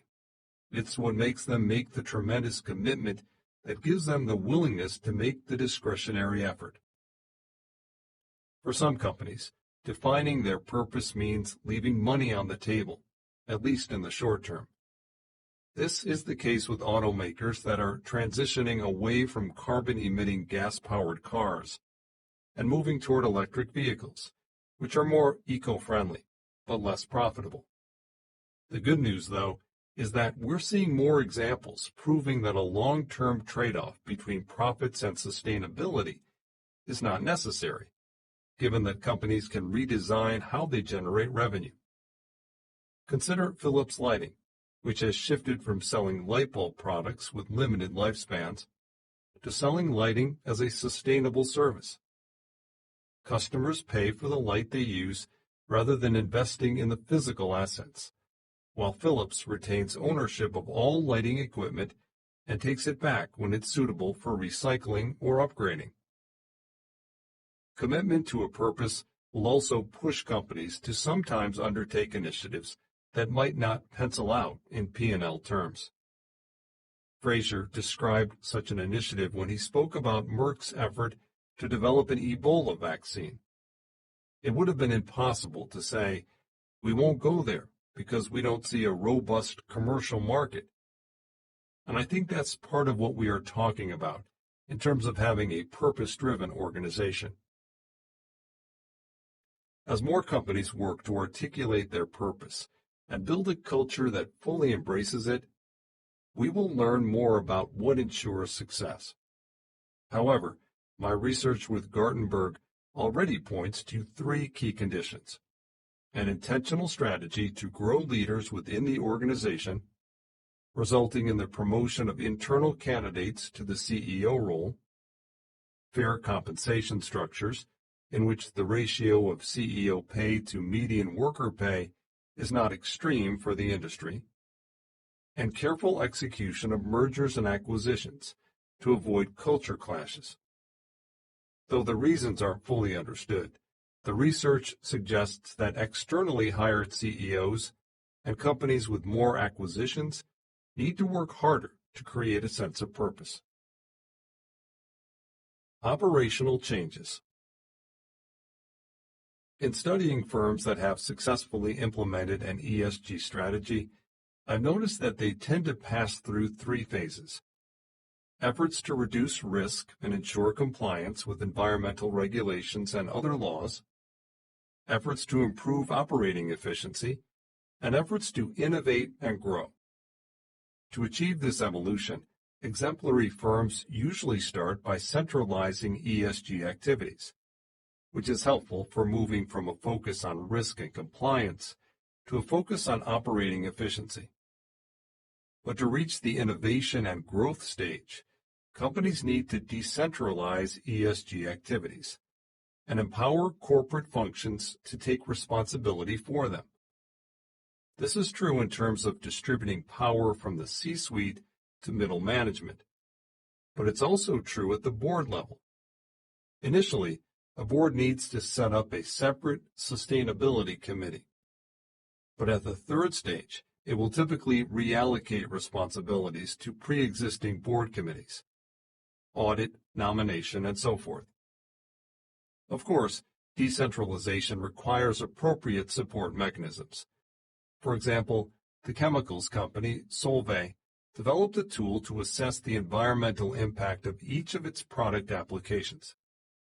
This has enabled decision-makers in separate functions to take environmental considerations into account when discharging their respective responsibilities. For apportioning the R&D budget, underwriting risks during the due diligence phase of acquisitions, or optimizing plant manufacturing operations as regulations change. From 2016 to 2018, Solvay saw 4% annual growth in sales of products that have low environmental impact, while sales of more damaging products declined by 5%. As the ESG field continues to mature, investors will be looking at how organizations are structured to deliver on their stated purpose. To increase the odds of success, winning companies will make sure that the people who manage the most important determinants of ESG performance have the capabilities and resources needed to get the job done. A first step is to ensure that the Chief Sustainability Officer, or the senior executive charged with ESG responsibilities, is the person closest to the company's most material ESG issues. If brands are critical assets, as they are for consumer goods companies, this individual might be the chief marketing or chief brand officer. If risk management is a central concern for the enterprise, as is the case for financial institutions, this person could be the chief risk or chief investment officer. If human capital issues matter most, the responsibility for ESG activities might fall to the head of human resources. At Tyson Foods, the former chief sustainability officer also served as the executive vice president of corporate strategy and led continuous improvement efforts. In addition, he managed Tyson's venture fund, which is investing in plant-based protein and cultured meat as more sustainable alternatives to traditional meat products. Goal setting can be useful in helping companies progress from centralization to decentralization of ESG activities. Although top leaders should set ESG targets, unit heads and middle management should be empowered to figure out how to hit them.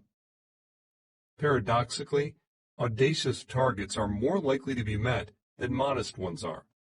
That was the finding that emerged when Ioannou and I, along with Shelley Sin Lee of the University of Southern California, analyzed more than 800 corporate targets related to climate change. And a separate study, one I did with Gruel and my Harvard Business School colleague David Freiberg, confirmed the benefits of aiming high. We looked at more than 1,000 firms and discovered that those with relatively ambitious targets relating to climate change invested more than their peers, made significant operating changes, and in the process, drove innovation. Communicate with the right investors. Companies must avoid slavishly focusing on improving their ESG ratings, but communication with the investor community is nevertheless important. Often, however, decisions about what to measure and how to keep investors informed are clouded by misconceptions. The first is the belief among many corporate leaders that a firm's investor base is not subject to influence or control by management. In reality, a company can influence who buys its stock and, if necessary, change the base of shareholders. It's not as easy as shaping one's customer or employee base, but it's possible. For example, before Shire was acquired by Takeda Pharmaceuticals, it significantly altered its investor base from 2006 to 2012 by committing to integrating financially material ESG issues into its strategy and reporting on them to its shareholders. Dedicated long-term investors, including Aviva Investors, Scottish Widows, and the Norwegian Sovereign Wealth Fund, initially owned a small fraction of Shire stock, but their holdings increased steadily and eventually became greater than those of transient investors, a highly uncommon phenomenon for a publicly listed company.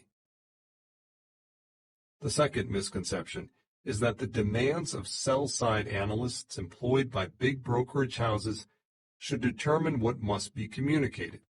Most companies still emphasize mostly short-term information in their investor communications. That's because they view the sell side as the traditional customer of investor relations. That needs to change. The focus should be on communicating directly with the buy side, the large institutional asset managers that hold the company's stock. The third misconception is that ESG metrics are sufficient for investors to integrate ESG considerations into their business analysis, valuation, and modeling. In fact, investors struggle to embed those metrics in financial models because it's not clear what they mean or how they can affect the financials. One solution might be the creation of a system of impact-weighted accounting that could measure a firm's environmental and social impacts, both positive and negative, convert them to monetary terms, and then reflect them in financial statements. Though the science to do this has yet to be perfected, such a system holds great promise for three reasons. It would translate impacts into units of measurement that business managers and investors understand. It would allow for the use of financial and business analysis tools to consider those impacts. And it would enable an aggregation and comparison of analyses across types of impact that would not be possible without standardized units of measurement. At the Impact Weighted Accounts Initiative, a Harvard Business School project that I lead, we are collaborating with the Global Steering Group for Impact Investing and the Impact Management Project on a simple approach, adjusting traditional accounting measures to consider the various types of impact that ESG actions might have. These include product impact, which affects revenue numbers, employment impact, which affects employee expenditures on the income statement, and environmental impact, which affects the cost of goods sold. For example, positive product impact could mean more revenue for a company and potentially higher growth.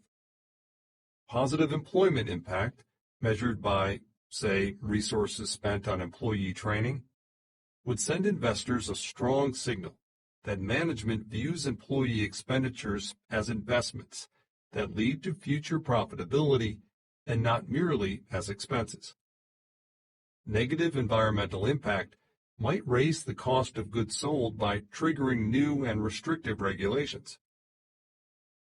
Valuing a company's effects on people and the planet and integrating that into traditional financial analysis will offer a more comprehensive picture of actual corporate performance.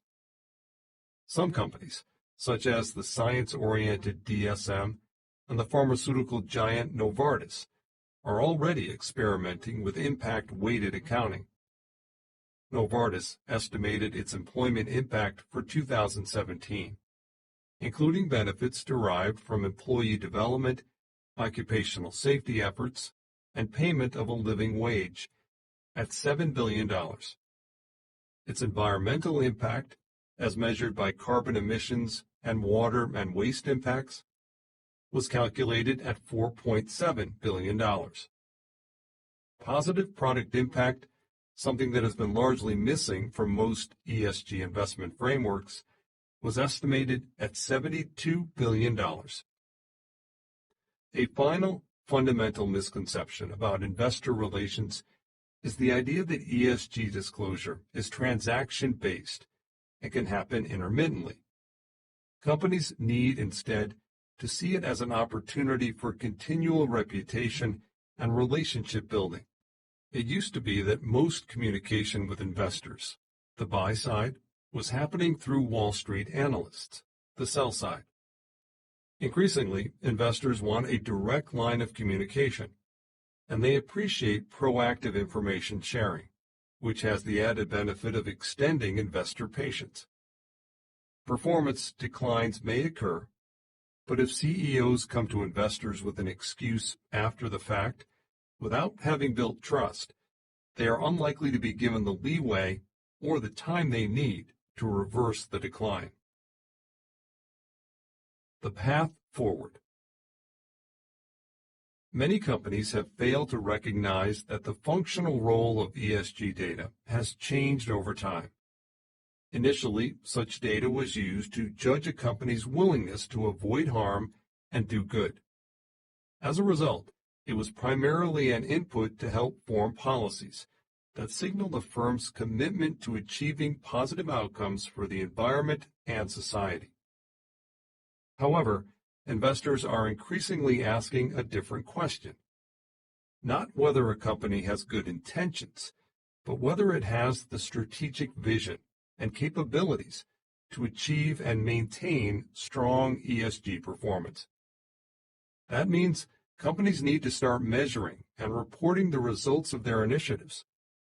Instead of communicating their policies for improving data privacy, water management, climate change mitigation, diversity, and other issues, they must communicate outcome metrics such as the number of customer accounts hacked, liters of water consumed per unit of product produced, carbon emissions saved, and percentage of women and people of color promoted internally to management positions. Moving from intention to results is the next evolution that investors are looking for.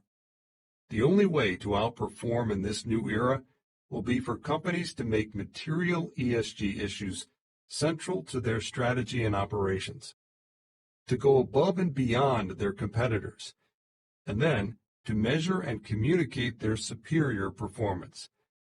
Global society faces enormous challenges, but if companies are bold and strategic with their ESG activities, they will be rewarded. Takeaways. Companies don't win over investors just by issuing sustainability reports and engaging in other standard ESG practices. In a world that increasingly judges them on their ESG performance, they must look to more fundamental drivers, particularly strategy, to achieve real results and be rewarded for them. Organizations should integrate ESG efforts into strategy and operations, and they should follow a 5-pronged ESG approach to achieve superior performance. Identify the material issues in your industry and develop initiatives that set your firm apart from rivals. Create accountability mechanisms to ensure your board's commitment. Infuse your whole organization with a sense of purpose and enthusiasm for sustainability and good governance. Decentralize ESG activities throughout your operations. Communicate regularly and transparently with your investors about ESG matters. 9. Companies must go beyond random acts of humanitarianism, by Frank Cooper III and Ron J. Gulati. Best Buy CEO Hubert Joly struck a note of optimism when he credited a number of companies for moving early to address the challenges of the COVID-19 pandemic and calling on others to lead with purpose and humanity. The compassionate response of the business community was indeed impressive at a critical moment of crisis. But as time passed, people are calling for more than just random acts of humanitarianism. They want a sustained, thoughtful, and authentic response on the part of business, one that can deliver broader, long-term impact. Many purpose-driven companies, from Best Buy to Facebook, have opted to provide outright grants for humanitarian efforts, or have repurposed their manufacturing lines to produce needed health supplies, like hand sanitizer and ventilators. These measures are laudably altruistic, and they undoubtedly benefit communities, customers, and other stakeholders. They also, we should note, carry important reputational and motivational benefits, helping companies cultivate loyal customers and highly motivated employees. And yet, such measures are limited in their impact and unsustainable, not least because companies in challenging times have limited budgets they can allocate to them. They also tend to lack authenticity, disconnected as they frequently are from core operations. Any organization can write a check or mobilize other resources. Corporate crisis response becomes much more meaningful when stakeholders know that the organization has been applying itself in similar ways and as part of its primary business over time for society's benefit, and that it will continue to do so far into the future. When taken seriously, purpose provides a company with a concise and piercing definition of why it chooses to exist. It's an efficient way to unify employees, customers, suppliers, communities, and shareholders, creating an internal rallying cry and a framework to engage with the external world. It gives leaders the courage and conviction to navigate uncertainty and fear. The best way for a purpose-driven company to deliver aid during a crisis is to take inspiration and guidance directly from its reason for being. Make your efforts a clear extension, not merely of what the company does, but who it is, and you can mobilize far more resources for impact while unifying stakeholders in the process. During the pandemic, Microsoft has been living its purpose to empower every person and every organization on the planet to achieve more by partnering with UNICEF to create a remote learning platform to help the more than 1.5 billion students worldwide who have been affected by school closures. They've teamed up with adaptive biotechnologies to help analyze the virus's effects on the immune system. And they've created an open source code that pandemic researchers in the academic community can use. Your core business model must be aligned with the world around you doing well.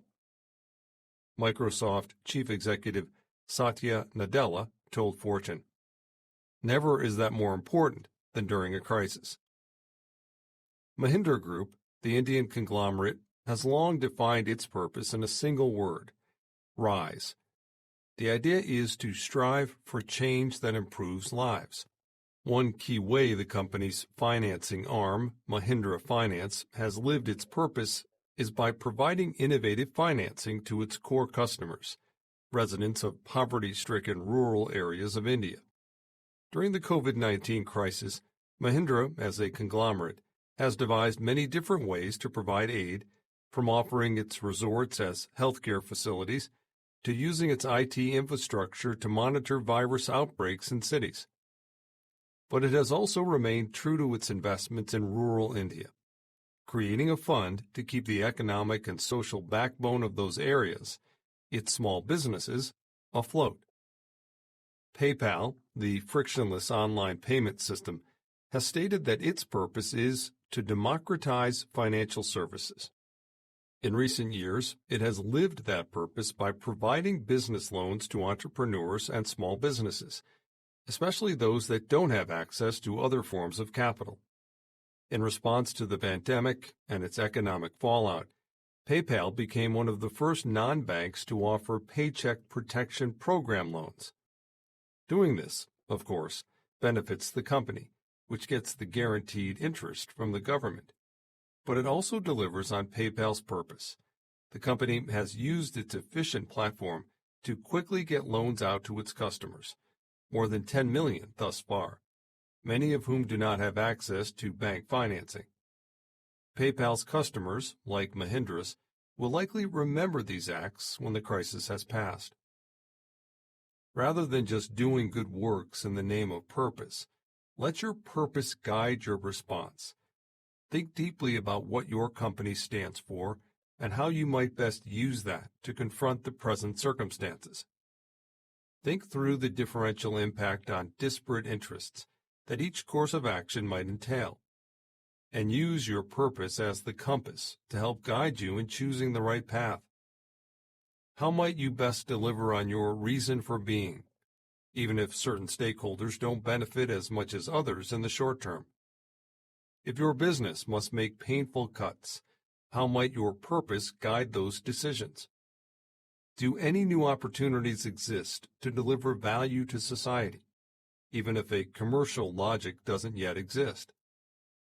The best purpose-driven companies take a leap and pursue social benefits, having faith that they'll figure out a sustainable business model. Periods of crisis, when customer needs are fast evolving, can be fertile times for such experiments. When a company and its leaders frame a reaction carefully and deliberately in line with their purpose, they will come out on the other side stronger, with supportive and united stakeholders and having delivered more positive impact.